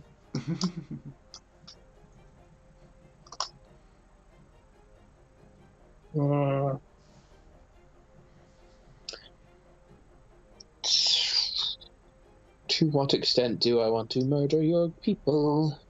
That is the question I need to ask myself. And if I can't, I have to kill them eventually. I can't just, like, let them live there forever in the patrol. I would, honestly. I'd say let's make peace between the Anarchy clan. Actually, do you know what? I have this weird feeling. Just call it a hunch that the Anarchy clan can't be trusted. I don't know what's giving me that feeling, but.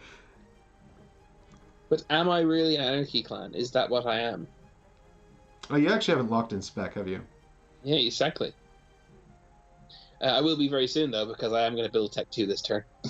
In fact, why don't I just do that now, before I do anything else? I will be building Tech 2 this turn. The time has come. Do I pick now, or do I pick it when it's built?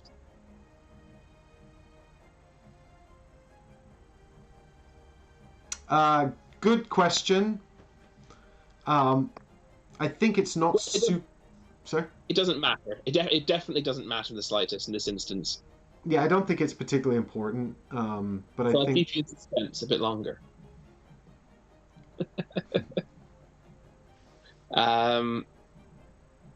Right. How do I want to deal with? But here's the problem I'm facing.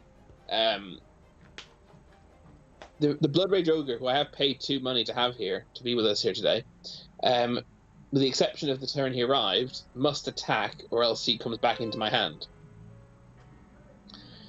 But I don't want to attack anything with him particularly because because the Plague Spitter in the squad leader position has a point of armor, he won't kill him. He'll just hit him for 2 damage. Only 2 will get through, and he'll die as a result, and that's really annoying. Those Plague Spitters are annoyingly cheap.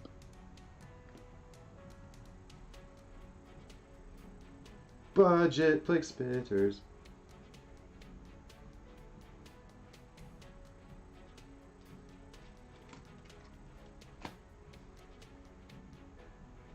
Okay. I think I might have come up with a satisfactory way of doing this. Vaguely. I have teched. So y'all remind me that I don't need to check that I teched. I just teched. Never mind. Actually, you will. Oh, sorry. Sorry, you will have to remind me that I teched. But when anyone asks, I did do it. I brought my Crash Bomber and my hero out of the patrol zone just to consider what they're actually going to do this turn now.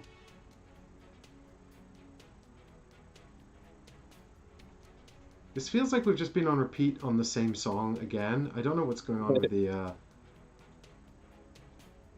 It shouldn't have been...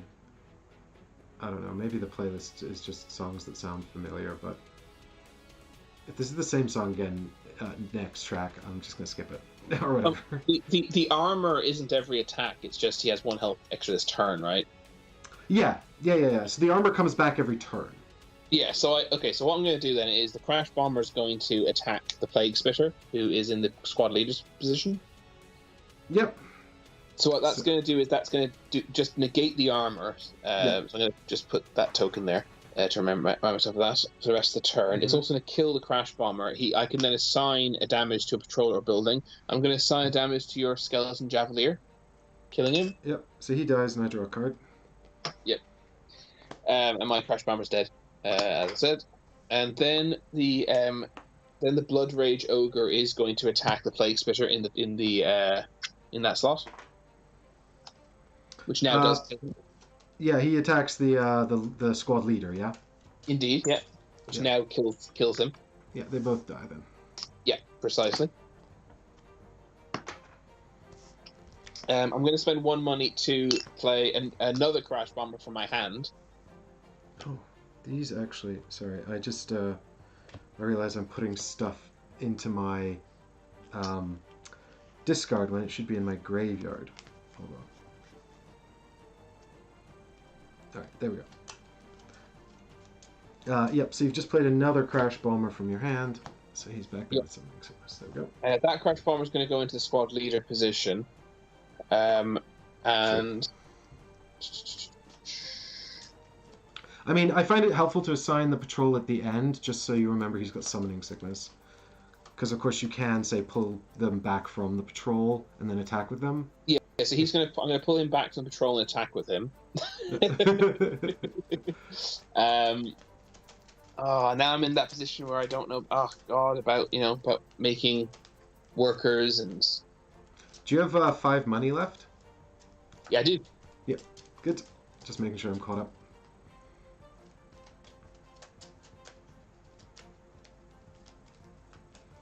Please give me a really good card that's going to help me to defeat Chris.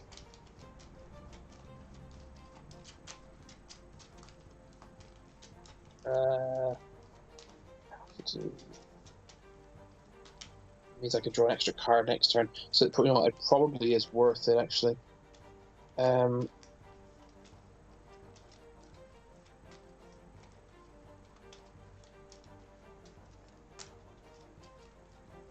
Because I've still got a -1 token on my hero, right? So he's 2/2 now, not 3/3. Yes. I don't have to pay a coin to attack the guy in the lookout, do I? Or is it to attack him as well? No, you don't have to pay to attack him. Only to use a spell or ability. on him. Yep. Boo! This isn't exactly what I wanted.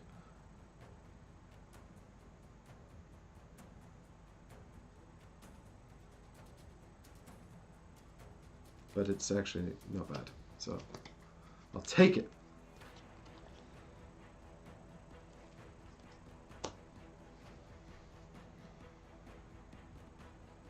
So I've got a few ways I can do this. I'm trying to decide the best way of doing it is. I think I might. That makes sense, doesn't it? Because that will do.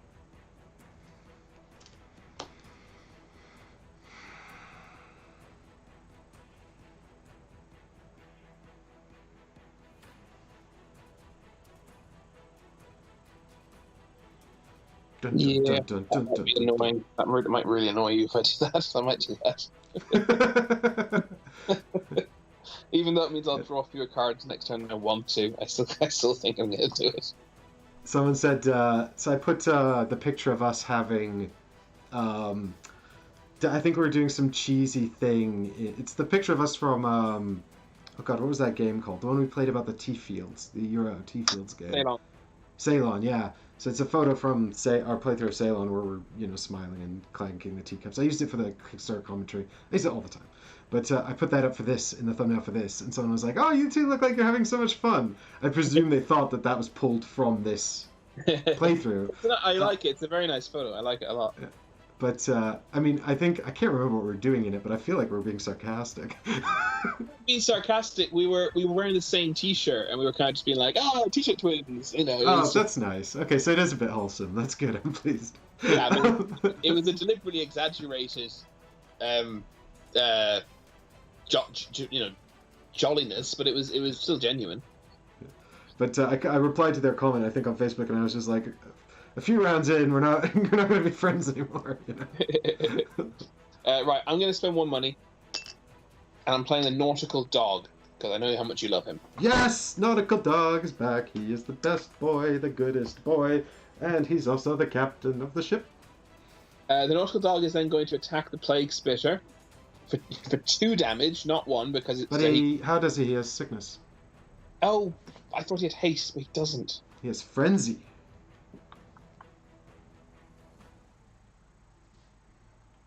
Okay, that's fine. I can make this work. I mean, I'm pretty sure it's a Pitbull T Carter, but if he is a corgi, he's seen some rough times. Okay, that's fine. I can make this work. I'm going to spend 2 money to play the last card in my hand, which is Charge, giving haste and +1 attack to the Nautical Dog. Alright, let's bring it up. Boop, boop, boop, boop. Give one of your units this turn haste and charge. Yep. Haste and +1 attack, sorry. So this actually makes the plan easier in some ways. I'm now going to just kill him out. Now he's 3 attack on my turn. So your Plague Spirit dies, and so does he.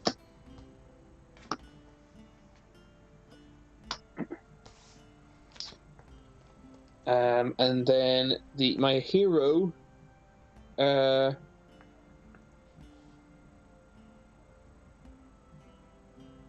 Do I want to level him up? I might level him up, actually.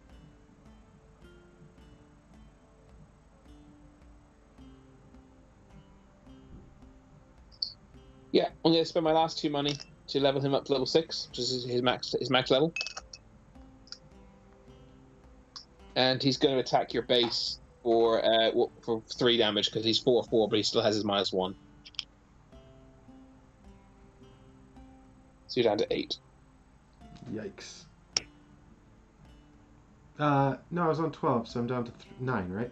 Yeah, sorry. I forgot about the -1, even though I just said it. And Crash Bomber goes into squad leader. Okay. Oh my god, back to my turn. So I'm going to ready my Pestering Haunt. I'm going to gain 9 coins.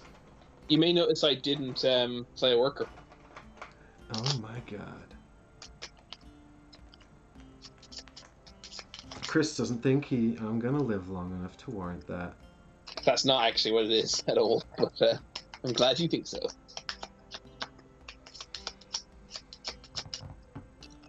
You got how much money? 9. That makes sense.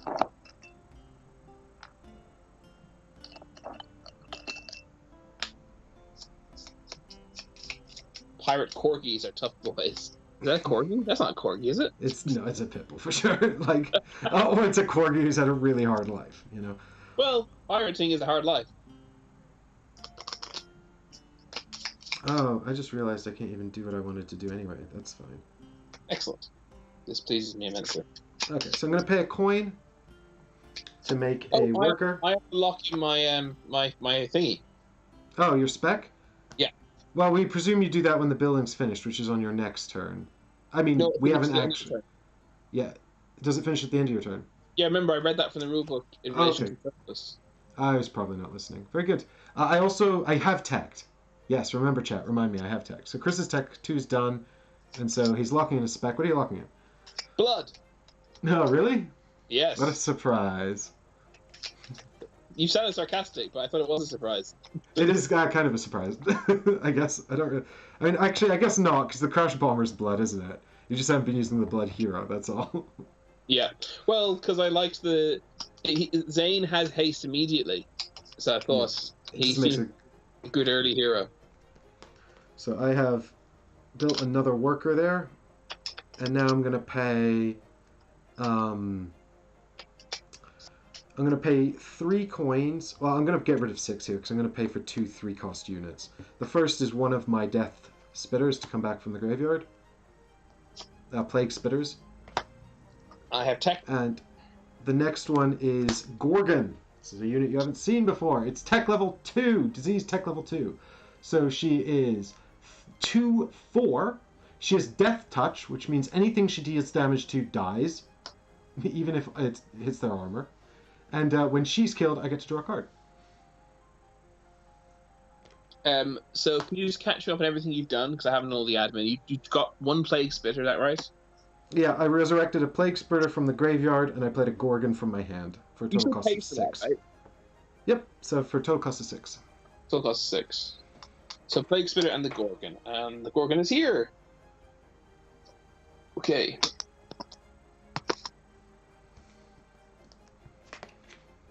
And then my final card, I'm going to pay 2 to play the Bone Collector. He's 3/3, and when he attacks, he summons a black skeleton token.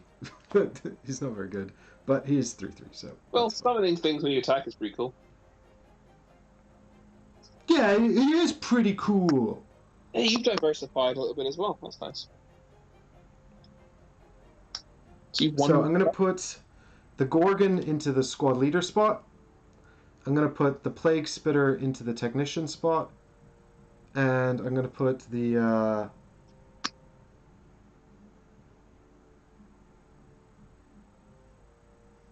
Actually, I might put the Plague Spitter into the Elite spot. And the Bone Collector into the Technician spot. My Pestering Haunt is going to deal 1 more damage to your surplus. Yep. And... Orpal Glur is just going to stand there looking like, what are you doing with me, dude? I'm going to be like, Orpal Glur, I actually genuinely don't know what to do with you. Why am I here? Quite. So, I'm all done? Okay, so I draw a 3rd card. I might have to keep phase. Thankfully, because I wasn't very keen on the 2 cards I got. And then I get to take money, which is 9 again. But I did not make a worker last time.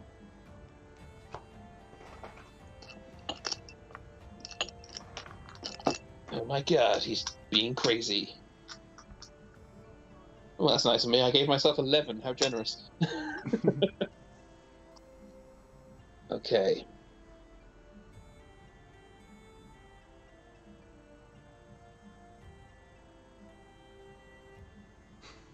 I want 11.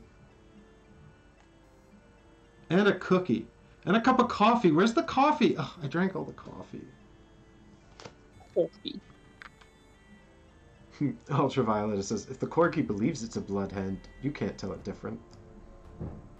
Maybe I can't.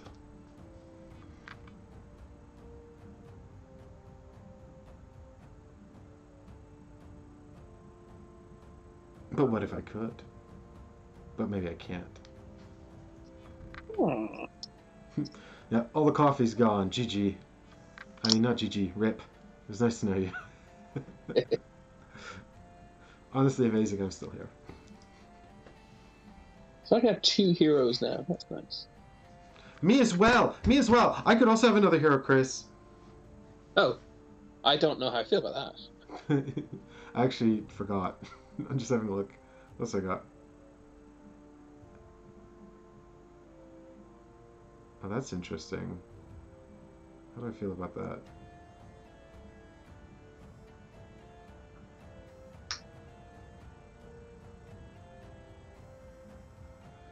Ugh, I don't know about that. And this guy, just boring old skeleton man again. I don't like my heroes. Can I have one of yours? Sure. Which one do you like? Which one would you like? I don't know. This fire girl might be cool, and you're not even using her. She also looks extremely anime. She looks very anime, yeah. Agreed. Jaina Stormborn. I don't know how I feel about this.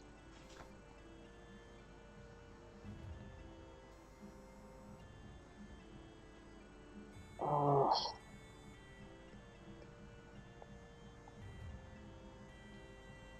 I'm going to take a quick look at my Codex.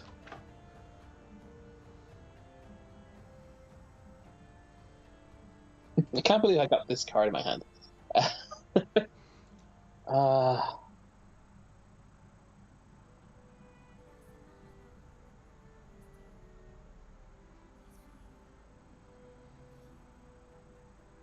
my god, this is a unit? I thought that was... Alright, 2 of these, please. I thought that was just a... I thought it was legendary. And it's not legendary. And that's crazy.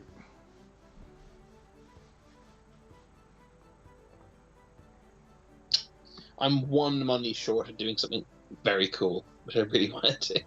And I'm very, very sad. Oh, my relief is palpable. Of course, you could just cheat.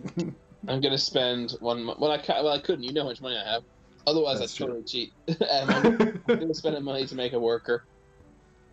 I might be having quite a chill turn this turn.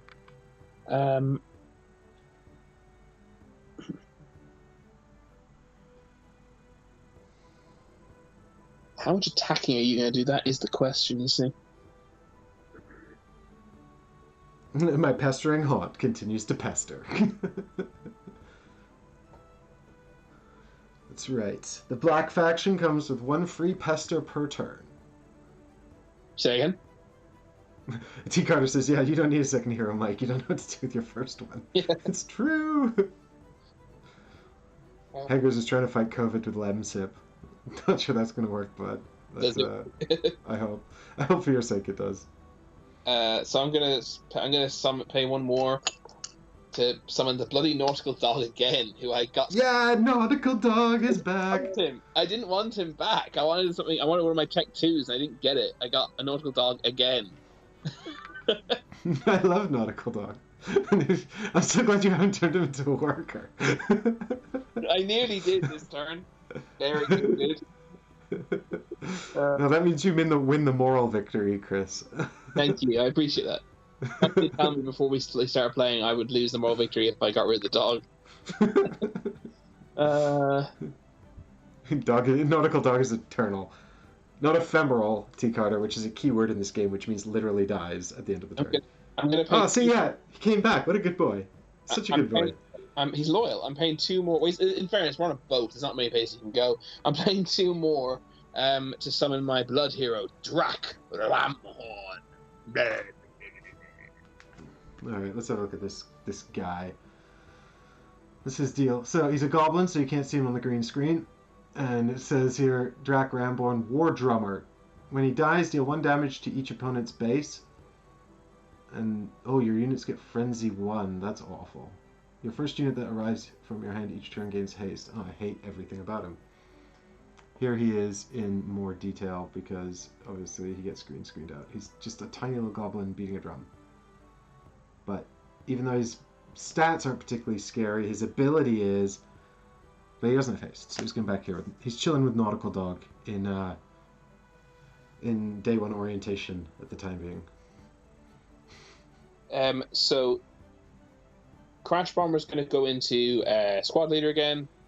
The Nautical Dog is a scavenger. Captain Zane is technician. Drac Ramhorn's going to stay back and chill. I have 5 money left. I'm discarding 1 card. I'm drawing 3.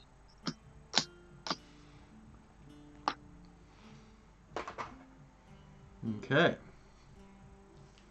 Now it's back to me. So I shall ready my Pestering Haunt and my Graveyard. I can tell you one thing for free. I'm getting a really good hand coming soon. one day. Because they're all at the bottom of this reshuffled deck, apparently. So I've got 10 coins here. Nice, tech up. And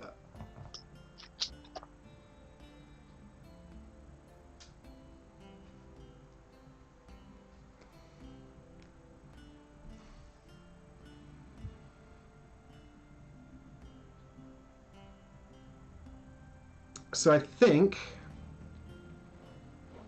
what I'm gonna do, because I'm literally so scared, is I'm gonna pay 2 to play Sickness. It's Ultraviolet's favorite card, the cute little dog card that makes Chris's people sad.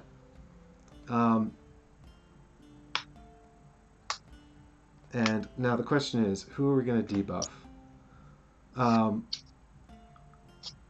I think we're going to put a debuff. So we could just kill Nautical Dog, right? Because he's only got 1 health. But it feels bad. I don't want to kill Nautical Dog. I like Nautical Dog.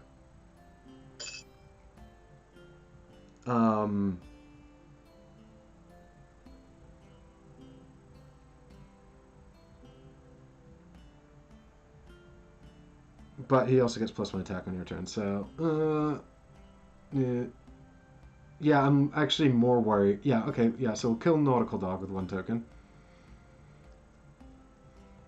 And then the other token goes on to Drac Ramhorn. Okay. And then my second action is to use... Did you kill Nautical Dog? Yeah, because he got -1/-1. So I get a money. Yes. Yes, I shall give that to you as well on my side, which I forgot to do. There we go. And then I'm going to use Deteriorate also on Drac Ramhorn. So he's now -1/1. And then I'm going to attack him with the Pestering Haunt to kill him. Oh. Sorry, I don't like any of his things that are going on. They're all scary and awful. Which does give me 2 levels, so I shall put them onto Orpal Glur, who's currently at level 2, so he goes up to level 4. He was at level 2, yes, yeah, he's level 4. Yeah.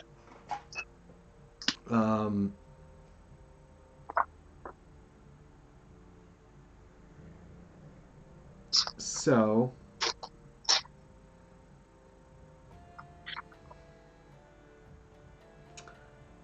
I think his jam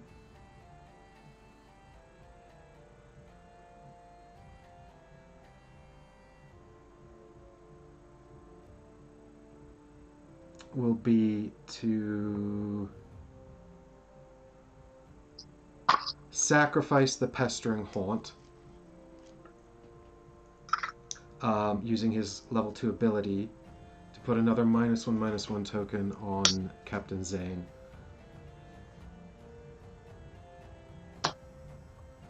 And then the Bone Collector is going to attack the Crash Bomber. Yeah, you're 2-3, right, with the armor. Sorry, I haven't. Sorry, what? I haven't. What? Which question? Sorry, the Crash Bomber's 2-3, right? Yeah. Well, he's 2 plus armor. Yeah, 2 plus armor. Yeah. So you put a -1 token on Captain Zane, was it? yeah, with Orpal Gluer's level 2 ability. So he's got two -1s, right? Yeah, and the Pestering Haunt has gone into the bin. Yeah. Why isn't it? He's not going to the graveyard, no? Sorry, yes, the graveyard. I literally pointed at the graveyard and said bin. So you've got 4 things in there now, correct? Yeah. So they all go away.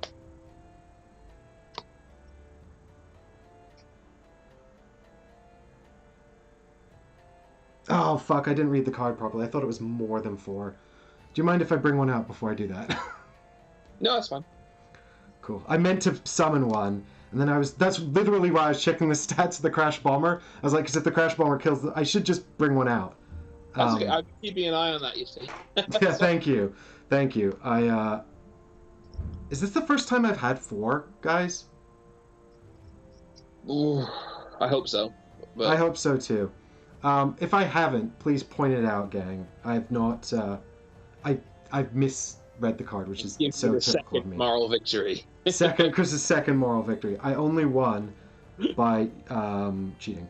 So I've brought out the Plague Spitter, but he's got Arrival Sickness. By the way, but if anyone does see that I did have 4 before, or knows that I did, please mention it and I'll kill the graveyard now, and I'll even put this unit back.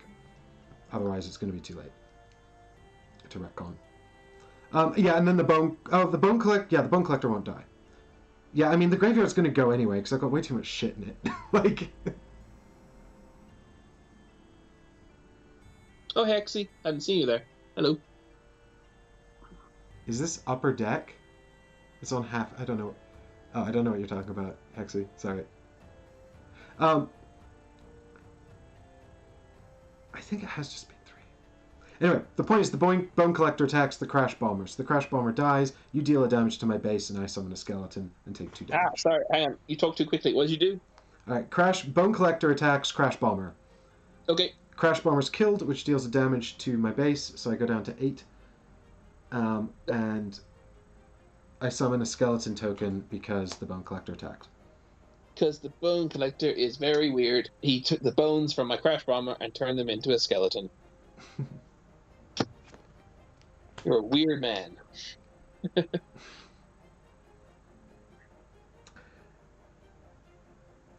And then the Plague Spitter... bollocks. Attacks and kills Zane.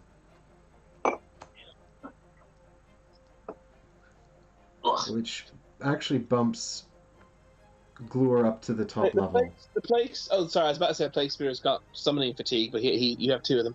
Yeah, this was the one that was on patrol in the elite spot. He kills Zane, yeah? Yeah, and takes 2 damage in response. Yep. And I get a card, which is very nice. Nice. And my Orpal Gluer went up to max level. The Bone Collector took damage as well, didn't they? Just 1, was it? 2. Oh, yes, 2. So they're both on 1 hit point left. Nice. And then the first time a unit with a -1 amount dies each turn, the active player puts a... Yeah, I don't think that counted. Oh, well, Zane's not a unit anyway. Yeah, if I thought of... Oh, you only had 2 patrol, didn't you? I can't remember now. I think I had 3, but I can't remember. Yeah, anyway, it doesn't matter. So Orpal Gluer's... No, I didn't have 3. I had the guy... No, I had 3. Because Scavenger Dog was in sorry, not Scavenger Dog. Nautical Dog. Nautical Dog, yeah. What I should have done... I could have done this, like, vaguely more efficiently but if I'd known that Orpal Gluer was going to reach max level, but it's fine. But you didn't. I didn't, and I have no interest in trying to backseat that because I should have known. Yeah, I'm not saying you didn't do it. I wouldn't mind you, but I'm saying you didn't know he was going to reach max level. Yeah, which I could have predicted if I thought harder, but There's some things that are hard for me, okay? This is my whole plan anyway, which is Orpal Glur is going to attack and destroy your surplus. Yep. Which deals 2 damage to your base. And Which you is go down like, to 17. You know what? I'm pleased. I've got 4 cards in my hand, so you actually destroyed it just as it finally dug me out of that fucking hole I was in with having no cards. I too am in something of a hole. But with that in mind, with the hole in mind, I think I'm going to use my. I could bring another hero into play, but I think I'm actually going to use my remaining 5 coins to start building tech level 3. How do you 5 coins that? Oh my god.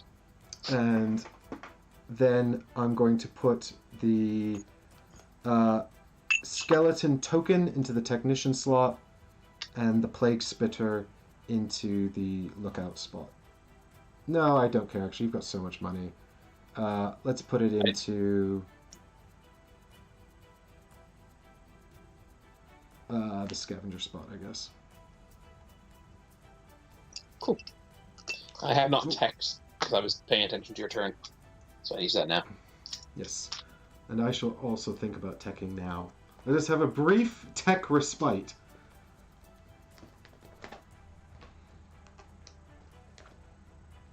I can cast magic from anyone, right? As long as I have the hero present, regardless of my blood.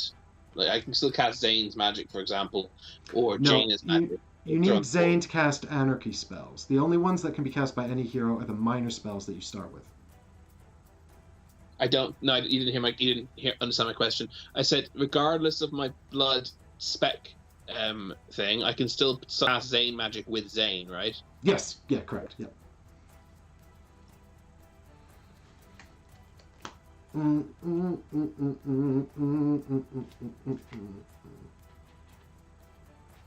I think this card is too expensive.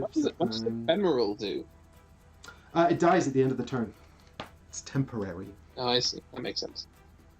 So I guess ephemeral without haste is pretty useless. Yeah, I would have thought so. 2 cards, folks. I've teched up.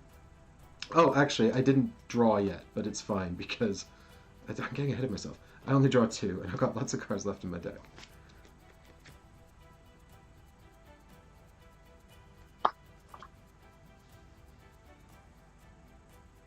Wow, that's crazy. Cool. All right, I'll take that. All right, over to me. So I get money. I get 10 money, I believe. Yes, it is. So I already have 6, so I got 16 now.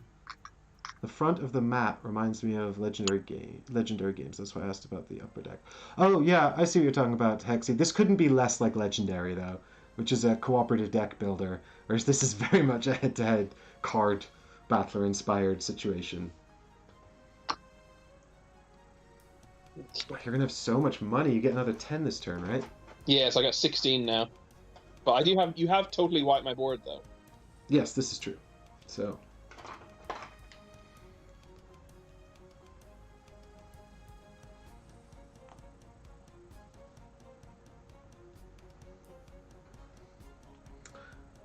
I needed to build it. I should have built a surplus, actually, instead of going up to Tech 3. That would have been smarter. God damn it.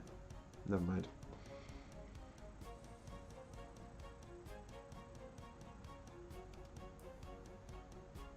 Actually, I'll just change my mind about something. The cards I just teched, I've just changed my mind about one of them. I don't want it, after all.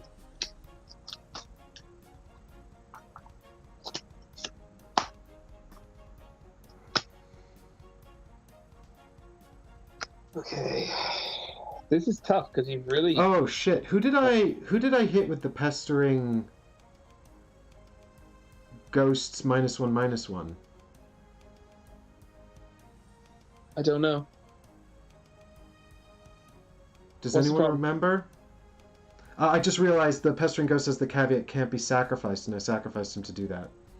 So I'm wondering if I could have retconned it. So I attacked with the Bone Collector first and then killed the skeleton instead.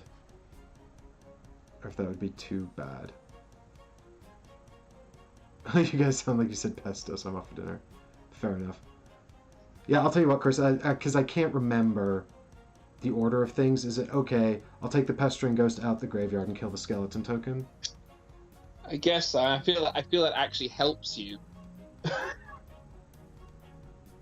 because you're. Well, I'm happy to leave it the way it is then, or just give up the skeleton. Oh, Violetta says, I tried to tell you.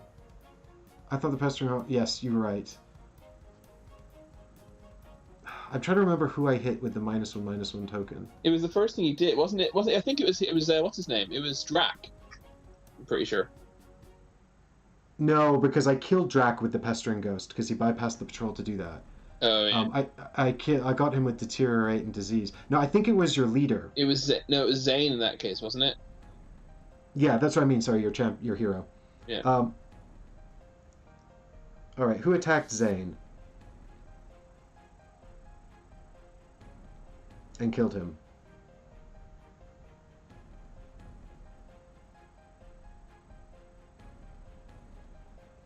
Yeah, it was either the Plague Spitter or the Bone Collector. Okay. I'm just saying I'll swap them with the Pestering Ghost. Because they'd be dead if I hadn't done that. Because your leader would have had 3/3 instead of 2/2. Oh sure, yeah, I understand. Yes, you're right. Actually, you have to. Yeah, because if you attack the Bone Collector, then yes, you have the Bone Collector. You have the skeleton, but the collector's dead. Yeah. So the Collector's dead, but then the Pestering Gaunt is not dead. And you still have the skeleton then, right? Yep. Because that's when he attacks. So there we go. I've swapped these two over. So now the Bone Collector's in the graveyard. And the Pestering Haunt is not. Is the graveyard full? Nope, it's on 3. How? How? Oh, because you did the... Because I swapped the Pestering Haunt back out. Oh, yeah. Okay. Because I couldn't sacrifice him. He can't be sacrificed. Stupid Pestering Haunt, you're kind of useless for everything except that one thing I needed you to do. Assassinate Chris's leader. Champion, hero. Back to me with all sorts of problems. Tons of money. The world is your oyster, Chris. Oh, mate. But I've got... Well, my drawer is very unlucky. All my good stuff's at the bottom. I don't know how this has happened. It's very upsetting. The bottom of the sea? You're not a very good pirate, then. Alright, so I'm going to spend 2 money to summon Madman and Shoddy Glider. The Madman's basic. Shoddy Glider is a Tech 2. Who would have been a decent draw, except you accidentally countered it without even knowing I had it by getting anti-air. On the Plague Spitter. Oh, good. Yeah. Well, it is, to be fair, it is sort of like, I guess, a sort of... Yeah, I mean, yeah, I cannot argue that was deliberate at all. So this is Chris's Shoddy Glider, and it's got haste, but it's ephemeral. So it shows up, it's flying, it does 3 damage, but it immediately goes kaput. So, I mean, for sort of a 3 damage assassination thing, it's pretty good, though. Oh, it's ephemeral. I hadn't even bloody... Oh, well, that's a pity. Oh, well, I guess I'll be attacking with that. Yeah, and the Madman is also here. He's 1/1. Yes.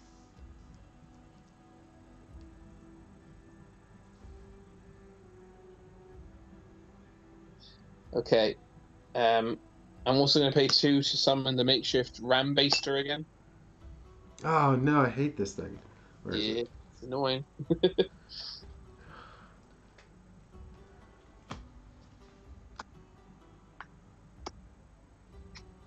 And then my god, it's got haste as well. Screw these things with haste.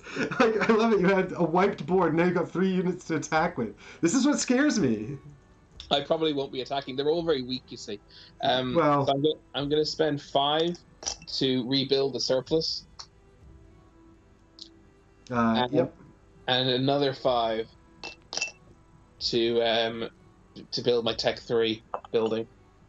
So I have 2 money left. 2? Right. Oh, yeah, because I didn't charge you for anything. Yep. There we go.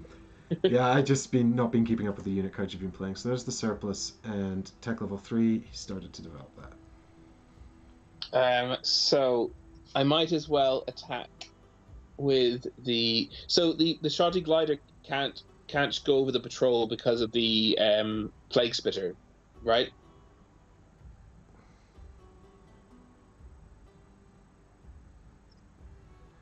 Isn't that how it works? Yeah, as far as I'm aware, basically your shoddy glider can ignore everyone in the patrol except for the plague spitter. That's my understanding as well. I'll just double check the reading of anti. I'll just look at anti-air. Anti-air can attack flyers, but can ignore patrolling flyers. Deals combat damage to flyers it fights, or that fly over this while it patrols. Oh, so I can't. I can hit your base with my lad, but you just hit him. Double check the wording for flyers as well, but that sounds correct. Flying can fly over ground patrollers. Ground forces without anti-air can't attack this or deal damage to it when attacked. Fly over means used flying in order to ignore a patroller. Okay, yeah. So if you can fly over with the shoddy glider, and then yeah, and then you'll take 3 damage from the plague spitter if you do. Yeah, so it's just a matter of do I want to attack your base with 3 damage or kill the plague spitter in that case, because he's dying. My shoddy glider's dying either way. So maybe my shoddy glider is still super useful. Yeah, I hate it. I think I'll do damage. I think my reading of this game is I need to close this before you get cracking, because it's coming. Do you know what I mean? I think I have to use my haste to finish it because I don't have much left. So I'm gonna use the shoddy glider to attack you. He dies. Attack your base, ignoring your patrol. Mm-hmm. He dies to your anti-air, but he does get 3 damage in, bringing you down to 5. It's scary. Indeed it is. Okay, and then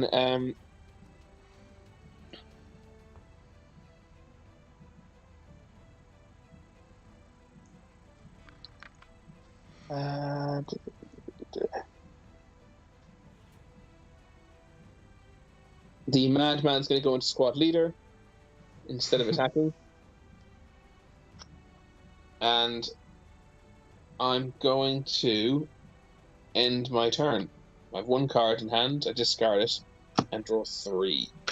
So the makeshift Rams thing hasn't gone into patrol. He can't patrol. He's not allowed. Oh. Yeah, I know. Oh yeah, can't patrol. Okie dokie. So I shall ready. I'm now also tech level 3 for what it's worth. If only I had some tech level 3 cards. Might have over enthusiastically done this. Anyway, I get 1, 2, 3. I still got 10 money. Apparently I didn't build another worker because I have no cards in hand. Yeah, I've stopped with those too. Yeah, I should. So, I should add that now that I've got 10 workers, I don't have to automatically tech 2 cards. I can choose to tech between 0 and 2 cards. So that's that, really. Oh, cool. That's good to know. I actually never knew that, I don't think. Yeah, it's to stop your deck bloating if you feel like you've sort of reached a point where you just kind of want to play stuff. Yeah. I need to decide if I want. Did you tech this turn? Or the last turn? I have teched, yeah. Good man yourself. I did. Okay,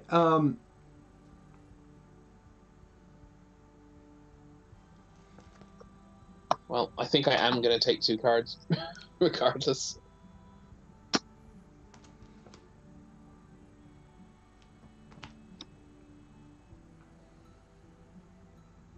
so I think I'm going to spend 2 money to bring back the Bone Collector from the graveyard. Also because I don't really want the graveyard to go kaput, but I think it will. I just quite like the Bone Collector, I guess. I like those skeleton tokens. I did kill actually a bunch of your stuff in 1 turn. It is possible your graveyard should have been gone, but it doesn't matter at this stage. Probably not though. One of the things I killed was your hero, and they don't go in there. It's true. They just go back to the command post. Speaking of which, I probably should bring a hero from the command post into play, just because I'm tech level 3. I could actually bring them both into play, and then I just have more stuff without having to play cards from my hand, which would be good. So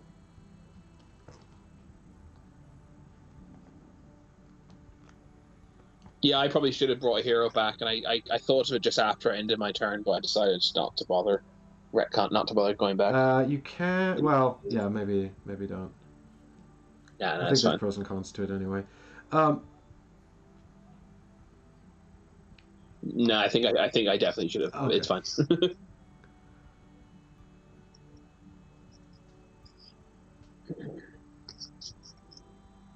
So what I'm going to do Yeah. is I'm going to kill my skeleton token, sacrifice it, because that's allowed, in order to put a -1/-1 on the madman.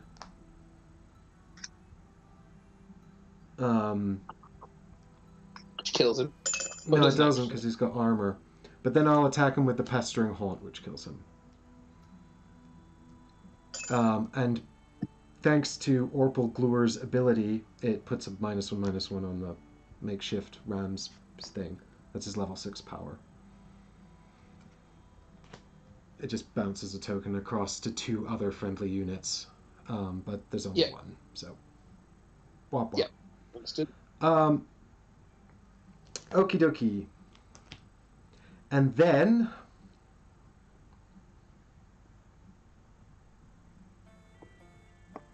for the first time ever, Orpal Gluer's going to attack, and he's going to kill your thing, the Ram's Baster. Yeah. He takes 1 damage in return. He doesn't, because I just put a token on it. Oh, yeah, so you did. Okay. And then all the other 3 units are going to attack your base. Because well, actually, do we take out the add-on? Can we do that mathematically without wasting a bunch of damage? No. No, it's annoying. 2 things would have to hit the add-on. You'll have to waste 1 damage. Yeah, but I feel like I'm so precarious with 5 health, I almost feel like it's worth it. So I could do 5 damage to the surplus, which would destroy it, and deal 2 damage to your base. Oh god, but I've got so far to go on the base. Is that what you're doing? Sorry, am I... I'm actually also really concerned about taking one of the plague spitters out of the patrol.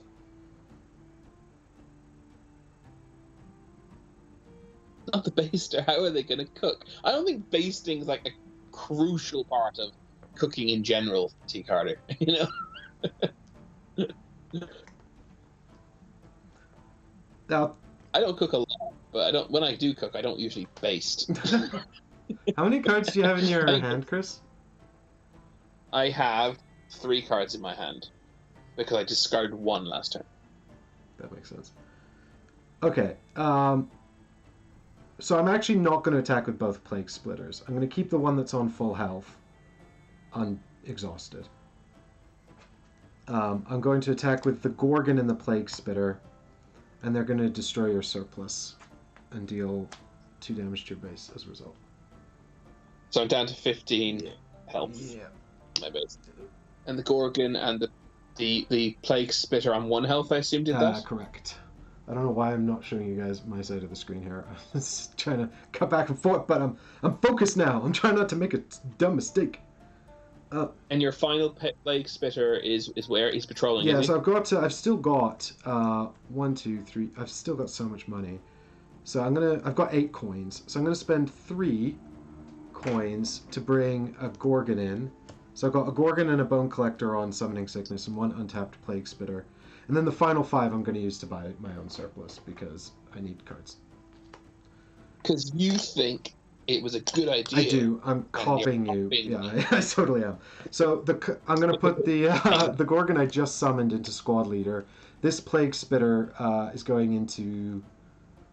I mean, I guess it doesn't really matter, though, because you just fly over it anyway. It's not going to prevent the damage. Well, he died. Yeah, I know, but you could have another thing. That's true. If I did I draw into my hand, though, is more. Obviously, there's another in the deck. Yeah. So hang on, you got a Gorgon. Yeah, okay. Where's the Gorgon? So the Gorgon I just summoned is in Squad Leader. Yeah. I've got a Bone Collector who's going into the Technician spot. And I've just got this Plague Spitter who's readied. And I am a pirate, but I wasn't aware that I was meant to be basting everything. Pirate chef. I mean, I feel we need to add more fruit to our diet to prevent the scurvy.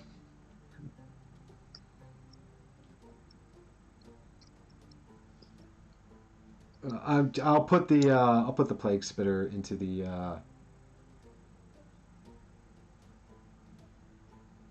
elite into the one coin's not all that much for you, really, is it? I'll put the Plague Spitter into the elite position. There we go. Elite. Yeah. Okay.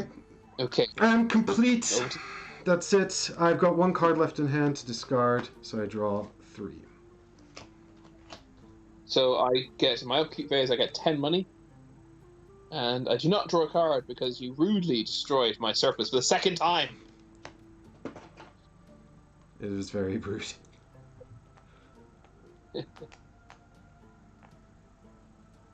Okay. All right. Let's do this. I think I am very worried about how quickly you could kill me if you got the opening, which you may get. So we're going to spend 1 money to play another shoddy glider. Oh, god damn it. That glider is going to just kill itself to do 3 more damage, bring you down to 2. Jesus Christ. I'm then going to spend why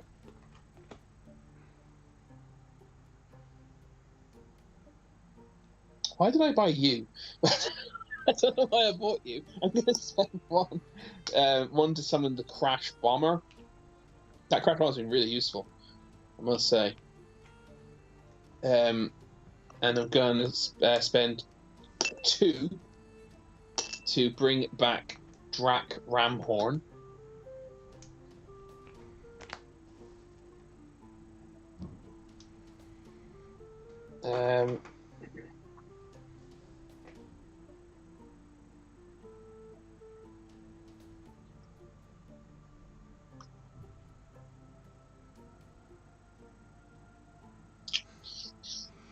And then the Crash Bomb's going to go into Squad Leader, and Drac Ramhorn's going to go into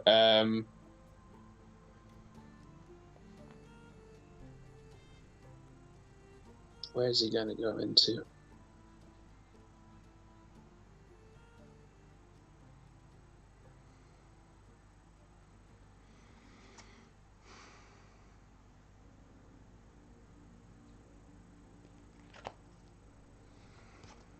Technician, I guess.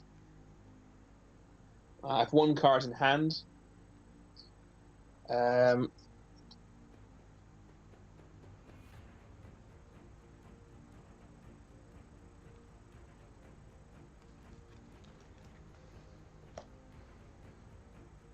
going to spend 5 to rebuild the surplus.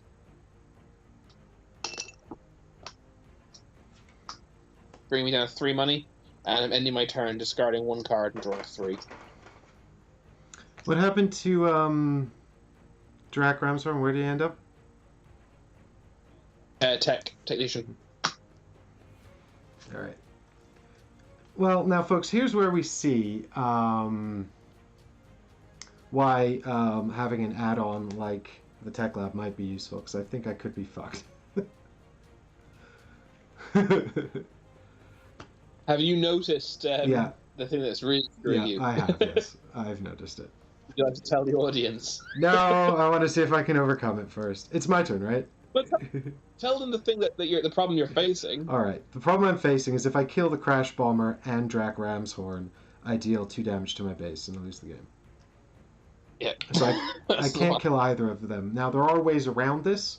I could become unstoppable. I could fly. I could become invisible.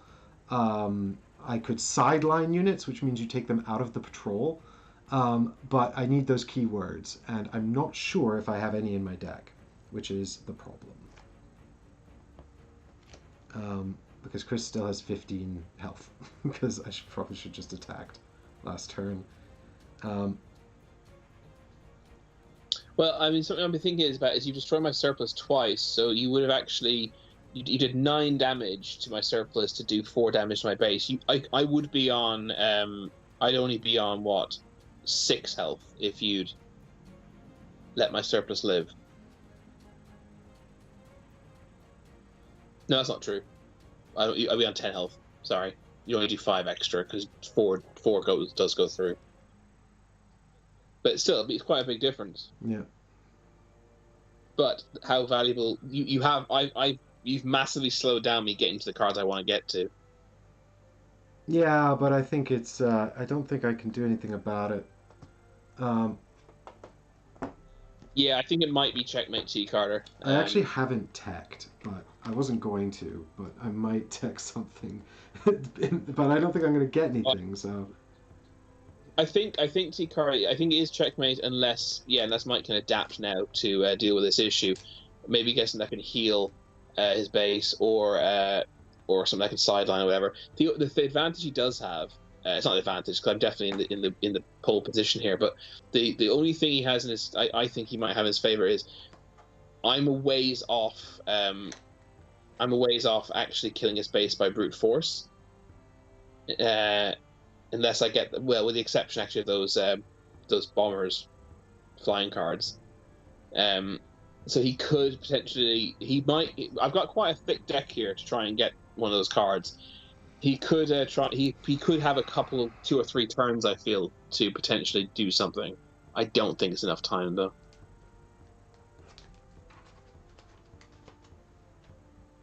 And also, I mean, I could, if I'm really lucky, I'm about to shuffle, I could get the one card that wins it for me, potentially.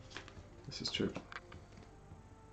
All right, listen up. There is. I could walk through them. I'm not going to do it right now, just because I'm going to lose track of what's happening in the game.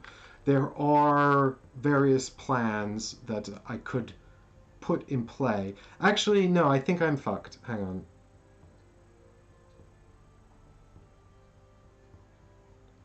Yeah, no, I'm pretty screwed, actually, because... No, Chris can win it next turn. There's nothing I can do. Damn it. Oh, actually, no, I might be able to do something. Hang on. All right. Good. But before you move on to that thought, how could I win next turn? Well, let's say... So if I kill these 2 patrollers, I lose. Yeah. But no, I'm just saying, if you just pass now, I can't win next turn. Yeah, because you can just attack me with these 2, and they'll just die, and then I'll lose. Oh yeah. Sorry. Okay. So even if I figure out a way to deal with them, I lose next turn if I don't kill you this turn. Yeah,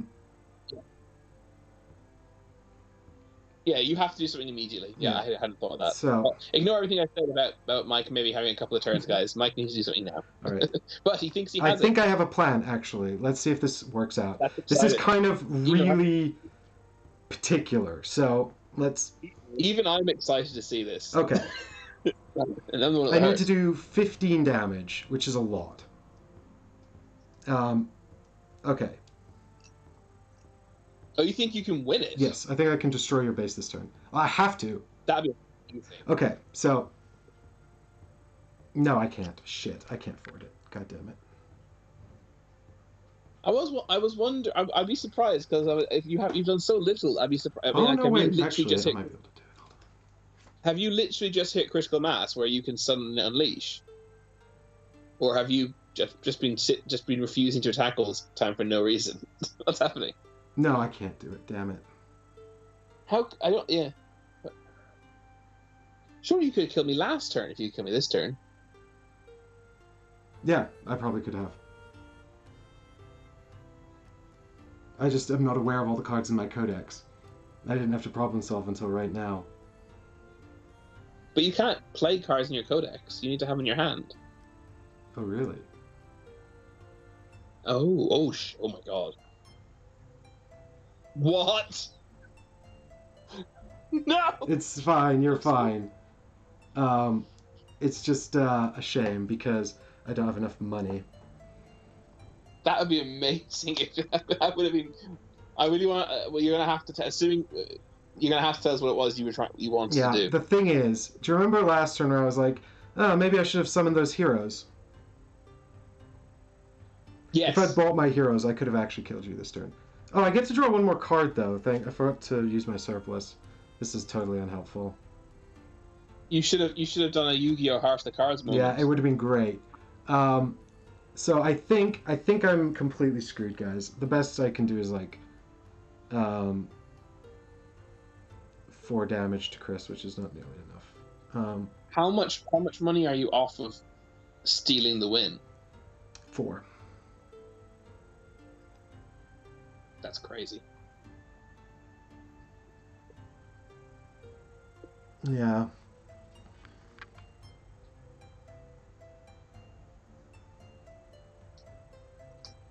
Well, whenever you. Oh no, I actually locked. no. Wait, hang on. Yeah, I mean I still can't win, but I can get close. It's a bummer, but it will cost me everything, you know. Ugh. So upsetting. Don't worry, the card. You can watch it all back. Huh? I was talking to the card. The card's just arrived, and it's sad to arrive at the end of the stream. But don't worry, it exists forever on the internet. It's true. This will be here forever. Oh, curses! That's so upsetting. Yeah, I shouldn't. That's so many shoulds, coulds, woulds. This is also. I needed all of these cards like a turn earlier. It would have been so good. I got some. These 2 buildings I bought ages ago, and if I got them earlier, they would have been great. Sorry, Difta just said Mike should have skipped over a few more of Chris's turns to secure the win. That's what he usually does. All right, I'm gonna do a half-hearted version of what I could have done, which would have been awesome. So I've got to. One of my options would have been to play something like this Cursed Ghoul. When he arrives, he puts a -1/-1 on a unit, and then he's unstoppable by all units with -1/-1 tokens on. So I could get another one out, and then that's 4 damage that Chris can't ignore. But he costs 4 to play.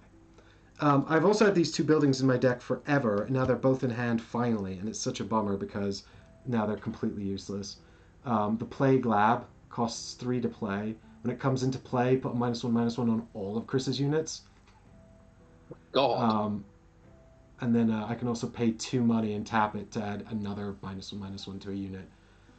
So that's pretty shit hot. I have 2 of them, and that would have been a great combo, but I needed them turns ago. So maybe the deck building is the problem here. Although to be fair, I have not done many optional techs, so maybe I just not done very well. But this was going to be the heart of the cards play. So Vandy Anadros has a. Oh, actually, can I deal -1/-? Can I kill Drac Ramhorn somehow without paying money? No, he's got 3 health. There's no way I can do that. Because all of these cost money. Damn it. That's such a bummer. Yu-Gi-Oh! Whoa. I love Yu-Gi-Oh! Because when you think about it, it is literally a manga about a guy who plays games. It's literally our jam. I do have some Yu-Gi-Oh cards somewhere. So I've, if you have a look here at Vandy Anadros, Queen of Demons.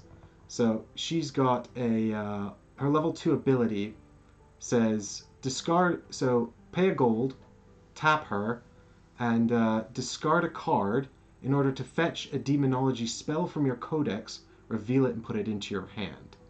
Wow. Okay. So I could buy her for 2, and then I would have to pay 2 more to level her up. Yeah. And then I have to pay 1 more to use her ability, which is unfortunate because this there is her. What's the spell you would have gotten? Her ultimate, is it? Yeah. Is it your ultimate you would have taken? Yeah, I would have had to take her ultimate, which I realize she can't cast without. You have to level up to level 5 to do that, yeah. Yeah, exactly. So I'm short by. It also costs 6 to cast, so I'm short by 7. Not 7. I'm short by 2. But ideally, I would have 2 more as well to bring Garth into play, because her ultimate says that your heroes that are not. So you sacrifice all units you control. But then your heroes that are not demons, i.e., not her, they both get +1 plus. They get +2/+2. They get readiness and they become invisible. Is readiness like haste? Yeah, it just means like summoning sickness goes away, I think. Oh no, I think it actually means they don't exhaust to attack. So maybe that's not as good. Damn it. You would have had to have them summoned last turn then, like you said. Yeah. Yeah, if I had those heroes summoned from last turn, I could have done that shit. But that'd be crazy because you'd have had +1/+1 on them, so you'd have been able to do. You'd have to like level them both up maximum, wouldn't you? Nearly, to get 15 damage in then. Yeah, but they level up to max when she casts her spell. Oh yeah, sorry.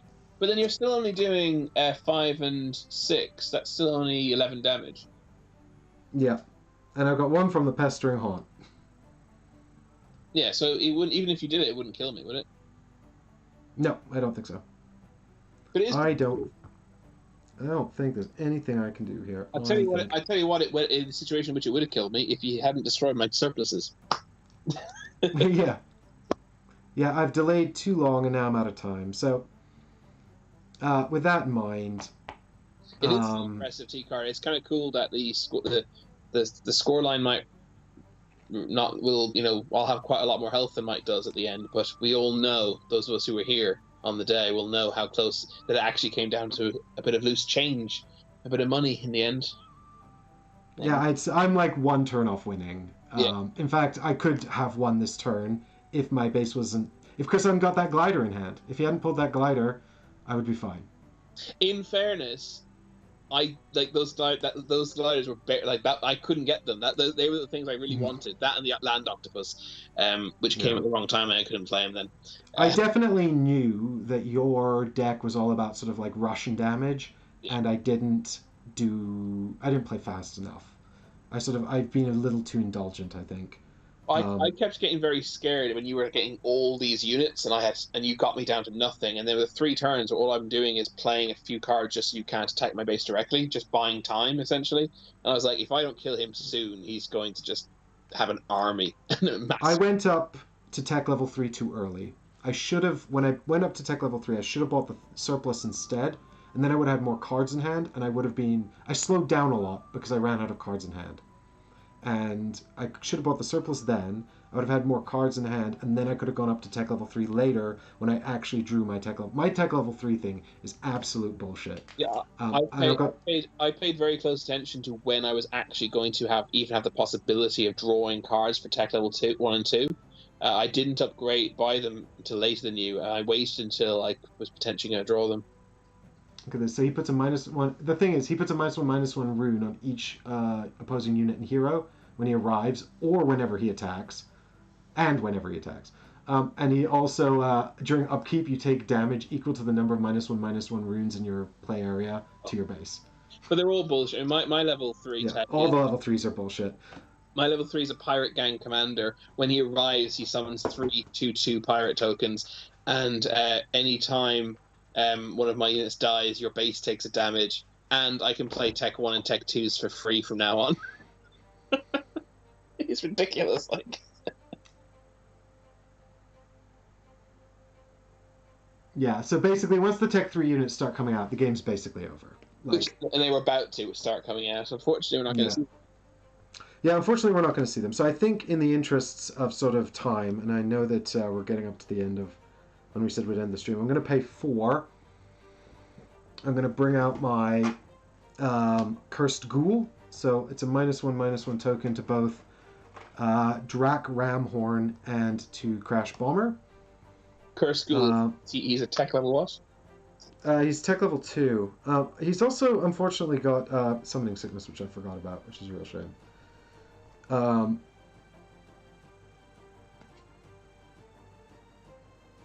Who'd you put the token on?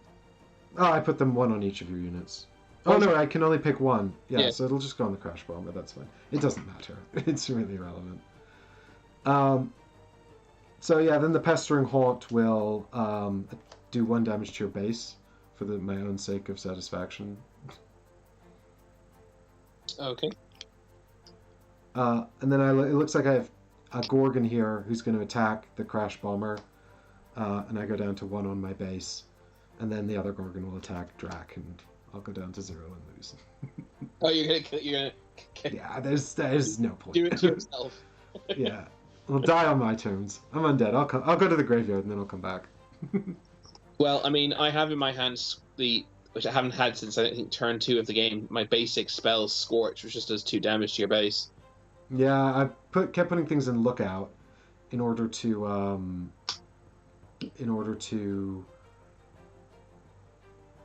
try and make that more costly when you got it back, but you didn't get it back for a long time. Yeah, so well done. Hey, thank you. Well played. GG.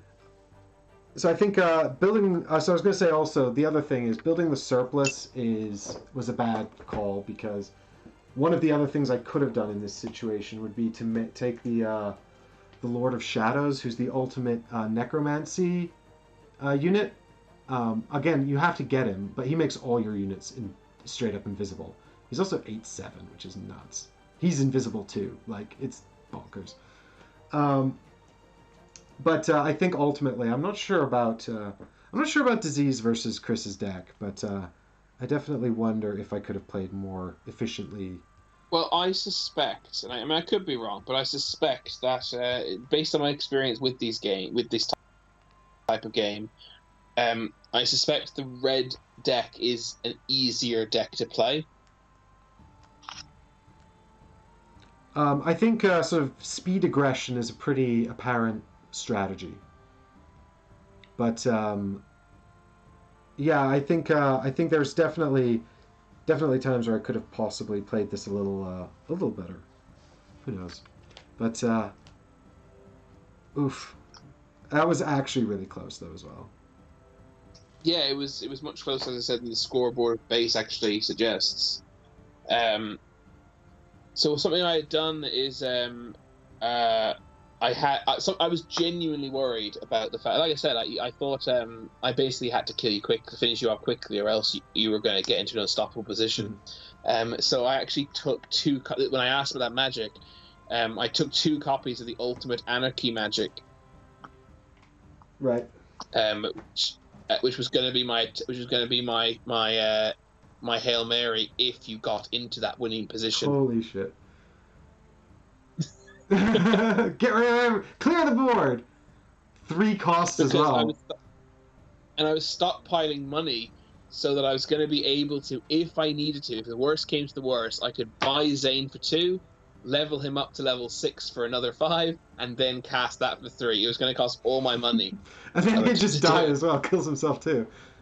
Yeah, complete chaos. But at least then, because obviously then we'd be resetting and I'd be ahead in the base game. Yeah. So that was my plan. Oh, fair enough. That's cool.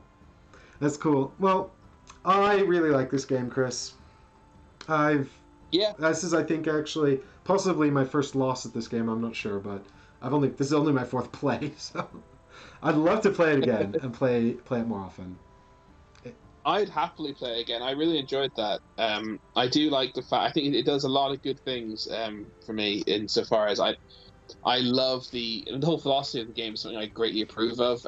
Eliminating power creep and it's very consumer friendly. Ironically, it's not available to buy, but it's very consumer friendly. Insofar as there's not going to be it's not going to be new cards released next year, which make my cards pointless. Yeah, it's a completely self-contained thing. Yeah, it's a self-contained thing. It feels self-contained. It still does feel. I mean, obviously that will diminish. The more you play it, the more that will diminish. But it does feel like a whole system, like Magic the Gathering or something, because of the way. You've got because the Codex system basically and the hero system, right? Yeah, there's so many different routes though, because each faction has like three specialisms. And if you focus on just a single specialism, then it seems quite approachable and Yeah. quite sort of parsable. Whereas if you try to even focus on an entire codex, um, it can get a bit much. But that's sort of, I think, that's where you scale up to, right? The replayability of the game kind of comes from being able to change up what faction you're playing, and also there's an enormous skill curve because it's about learning the cards. What I like about the game is I can learn the cards by playing it, and I don't have to go away between games and study the cards. You can, and you will be better if you do that, but I don't like doing that, so I just want to play it, you know? Yeah. And you can just learn the game by just playing it. Um, yeah, T Carter, I think it was all gonna. I mean, the actual, I think the escalation of the game is absolutely spot on. Like it always ends like a turn before you were about to do something really awesome, which sounds, I think, bad, but it's actually good because it means you're excited to play again and try again, and it means it doesn't outstay its welcome, and it means it always feels like you're ramping up. The game never feels like, and to be fair, I haven't played much with the blue portfolio, um, which is the equivalent of blue from Magic, so a lot of denial. So maybe that's quite different. But generally speaking, like once someone's got like a Tech 3 card, like ends the game, right? So you sort of get to Tech 2, you're kind of middle around Tech 2, and then if you're very lucky, you can survive one Tech 3 card and hit your opponent with yours. Otherwise, you're just kind of done. So it ramps up really nicely and ends at the right time. And it's just kind of a bummer that it's not really available. It is quite like sort of the concepts in it are quite tricky. I don't like that they named the three heroes after the three specs because they're kind of two sort of separate things. They're kind of not because, like for example, the necromancy hero combos really well with the necromancy line of tech, but you don't need to spec necromancy to get full use out of the necromancer and his abilities either. So it's kind of a little confusing, I think, for people coming to it the first time. Things like that are a little bit tricky. Where have I put my houses? My house tokens. Oh, I've Give lost my them house to me. tokens now. Yeah, if someone wants to 3D print me some little houses for this game. Actually, do you know what? I might just grab some from another game. I've got loads of spare house meeples. Just throw them in here. Use them instead. You need to buy yourself a lovely copy of Monopoly. Actually, it'd be good to get them in like all the different player colors, like little green houses and little purple houses and stuff. Just 3 of each. I worked out why, or I discovered why Red have so few tokens compared to everyone else. It makes because I noticed one of the Anarchy spells summons sharks from the blue deck, which makes sense. Anarchy, they just do whatever. Well, a lot of the tokens have dual purpose. There's a blue elemental token that the green players can summon as well. But yeah, I mean, I like the idea of them pulling sharks out of another faction's binder. Yeah, that's cool. So something else I like. I like the fact that all the tokens. Something that annoys me about Magic is sometimes there's loads of tokens in Magic, and there aren't any cards to represent them. Yes, I mean the token cards in Magic came in. I can't remember when they started printing those, but back when I played Magic, tokens were just tokens, and you had to remember what they did. Yes. But I'm old.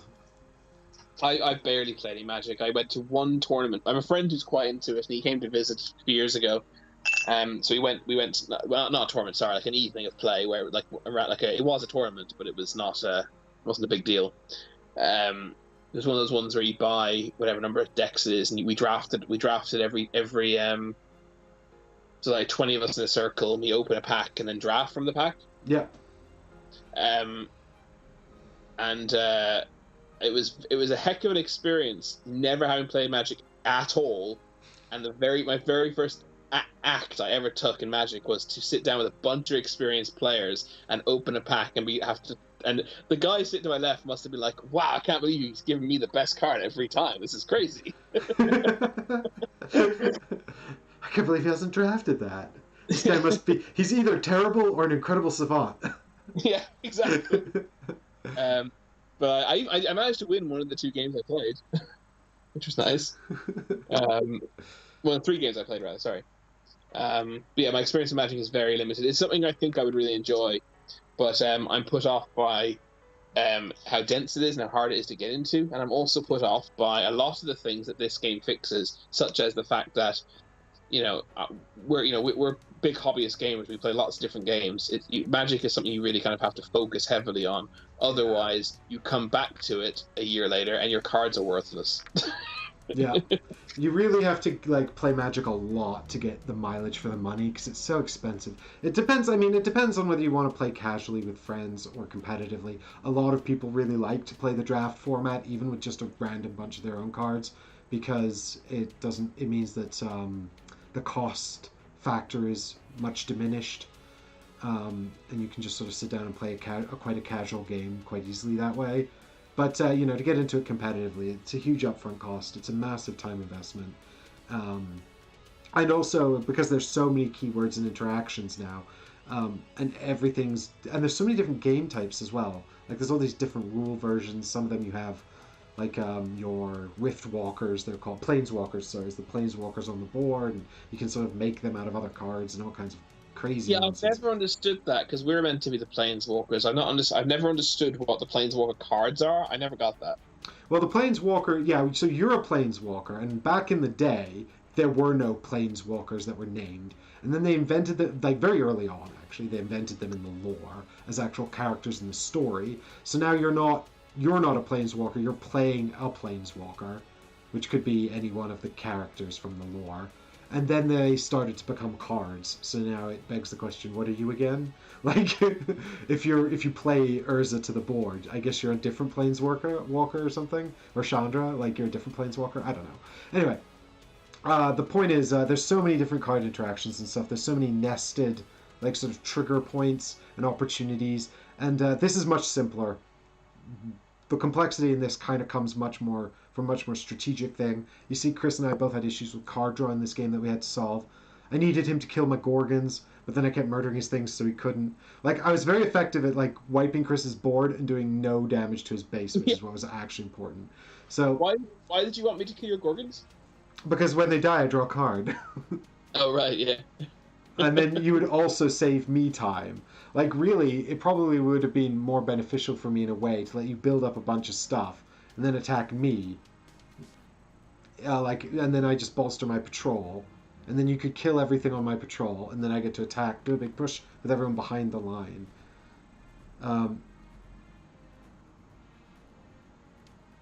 Yeah, deals coming. Yeah, this flyover thing is new to me as well. I haven't actually seen many flyers in this game, so that's a new thing. So I guess I needed some flyers to block flyers in the patrol then. I presume you can't fly over flyers. Yes, I believe that's correct, yeah. Well, yeah, there has to be some way to stop these ethereal flyers just suicide bombing. Ultravioletta says, I think that's why I like the living card games. You don't really miss out if you miss cycles and stuff, and the cards are still worth it. Yeah, I agree with the living card games generally. I mean, my big issue with all of the living card games has always been that I don't particularly like deck building pre-game. I only really like deck building during the game. And I got along very well. That's called deck construction, Mike, not deck building. They're different mechanisms. Right. I don't particularly like deck construction. I just find it feels a bit too much like homework for me. I like to put the deck together during the game. Well, I've never really done deck construction, apart from my very brief experience of Magic, where it wasn't really construction, it was drafting. But I did play a lot of 40k, which is exactly the same principle. So I probably would quite like deck construction if I tried it. Yeah, although I think with 40k, it's probably much more difficult to pivot, like sort of much easier to pivot very subtle elements, like say change out your plasma for a melta or something. and much more complex to sort of like swap out a whole unit, because then you need to go and buy it and assemble it and paint it. Oh yeah, most certainly, yeah. Whereas like with deck construction, although it overall takes less time, there's much more scope for like very nuanced, subtle changes. Like, do I drop this one card for this other thing? You know, and it requires, I think, a lot of study of the entire card pool. Do you like games like Hogwarts Battle? I do have Hogwarts Battle. I played through the whole core box. I think we actually played it on the show. We played the first scenario in the Monster Box of Monsters, which was really, really hard, and we didn't do very well, I think. Oh, so Deborah and I played through the entire base set of that, and we only lost once in the first 7 games, and we lost in literally like I think it was match number 6, and we lost in like 3 turns. It was because of a ridiculous villain combination that came out immediately that we couldn't handle until we had better decks. And we then won immediately after that. So it was too easy, the base game. Monster Books Monsters, wow, did we struggle. We've beaten all 4 of the scenarios. It took a long time. They are hard. I love that game, though. It's really good. Yes, I've been meaning to actually sort of go back to it and play it a bit more. I haven't, because there's too many games. Yeah, I really enjoyed it. Deborah and I really got a lot out of that. I'm just so disappointed they used stills from the film. I hate that so much. And there are, I think I might have mentioned this before on the show, but there are illustrated copies of Harry Potter which have come out, and the art's fantastic. Like, I mean, I if they'd made Hogwarts Battle with artwork, it would have been absolute phenomenal game. I mean, it's still a really good game. I must get the Potions expansion, actually. Play through that. Oh, there's another expansion? I don't need it. I've barely played Monsters Box of Monsters. It's so hard to win. Right. Bite me, let's go. It's a cooperative game. What? Yeah, but I'll do all the good things, and you'll just sit there and be Ron Weasley and suck. No, I go all Ravenclaw in that game because Ravenclaw have the card drawing abilities. Cho Chang was my absolute favorite card in that whole game. I think she lets you draw 2 cards and draw 3 and discard 2 or something like that. I got mad deck cycling abilities whenever I played that game. Well, that sounds like my jam. I like card draw. Or, if in lieu of card draw, thinning my deck. Anywho, I think we're going to wrap up this stream here, but thanks everyone so much for hanging out and for watching the game. I hope it was intelligible. What we were doing seemed to make sense, and that you enjoyed it.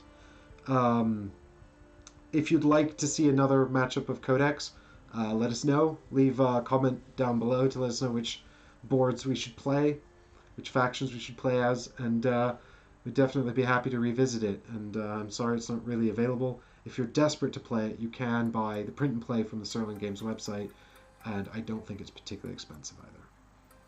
No, I don't think so. And then play Hogwarts Battle. I mean, the thing is, you could you could buy the print and play and then pay a printer to print it properly, and it probably would cost less than the deluxe set costs. Yeah. Probably. And you could even get some stand-in binders. You don't need these fancy ones. Yeah, they're not needed. Yeah, any pro guard binder for cards or anything like that would be totally fine. Yeah, you could definitely recreate what's here sufficiently. I guess the hardest thing would probably be the play mats. They're totally unnecessary. Well, the one necessary thing about them is to track like your buildings and stuff. And it's useful. The print and play includes the printing of a basic mat as well. One would hope so. It's also important to have a discard space that's quite clearly indicated because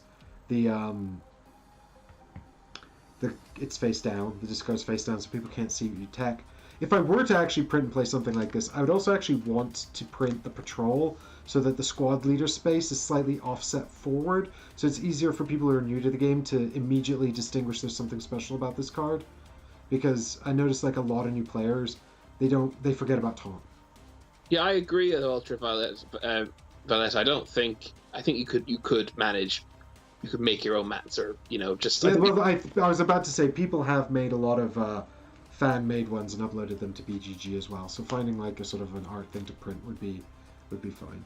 It would be totally achievable, or just make your own Illustrator. But I'm down to play Hogwarts Battle at some point. Yeah, no, definitely. If like Diff just said, vote for it in the next month, and we'll see if enough people vote for it. Well, only I voted for Codex. Apparently, we ended up playing it. So. Well, I wanted to play Codex. I like Codex. So I also point out that Difter was saying where you can find the Patreon link, and then T. Carter could not miss the opportunity to point out you didn't put it in the description again. Yeah, no one will ever be able to find it. Play it with us. Could we have like a Twitch plays function? You know, except we could have chat plays, one hand of cards. You have to poll every decision. If only the polls were easier to set up in YouTube, we could definitely do that if we could. Maybe there's a website we could use. Yeah, it might be a way of doing it. It would take forever. It takes such a long time to have every decision for one player decided on by chat as a committee. It'd take forever to resolve that turn. Do over a summer. Well, Ultraviolet, we also have a Patreon meetup at the UK Games Expo, so if you ever make it there and you are a patron, you can ask for Hogwarts Battle. I mean, we only played one game at the patron meetup last year, which is Ankh, which Chris adores, so we might want to play that again. But we'll give. I won it, and I still didn't like it. But we've got to give the patrons a chance to vote on what game we're going to play at UKG as well. So TTS is always a good option as well. That's true. It's true. If we all own it, then we could all. TTS is not a good option for streaming, as we've learned. Wait, no, it's okay for streaming. It's just doesn't it have huge problems with streaming? No, it's okay if I've sort of found a way to work with it, but it's not great. Like it crashes anyway. Like it crashed yesterday for no reason. Cool. But thanks everyone. Thanks everyone so much for supporting the show. Like I said, if you're a Codex person, let us know what we should play in the comments down below for the next Codex stream, if indeed that happens. Now that we know that it works and we can do it, we may well do that because we like this game. But who knows? Because we always say that whenever we play something we like. We're like, we'll come back to this, and then we don't. Because there's just not enough time, guys.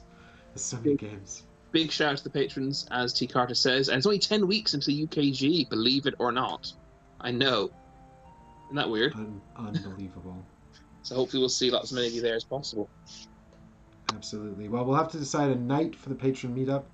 I think last year it was Friday, so we'll probably do Friday again.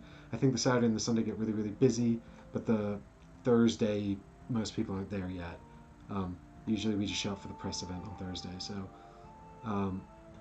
Friday I think is a pretty good choice for that. But, I'll get together with the patrons and we'll figure it out. Bye, everyone. Thank you so much for watching, and any liking, subscribing, watching the videos, it all helps. But especially to the patrons who do stamp up and support the show. You guys are great, and I'm forever grateful. Move back to the UK. You don't need to live in the UK to come to the UK Games Expo, Ultraviolet. That's true. And now, the credits!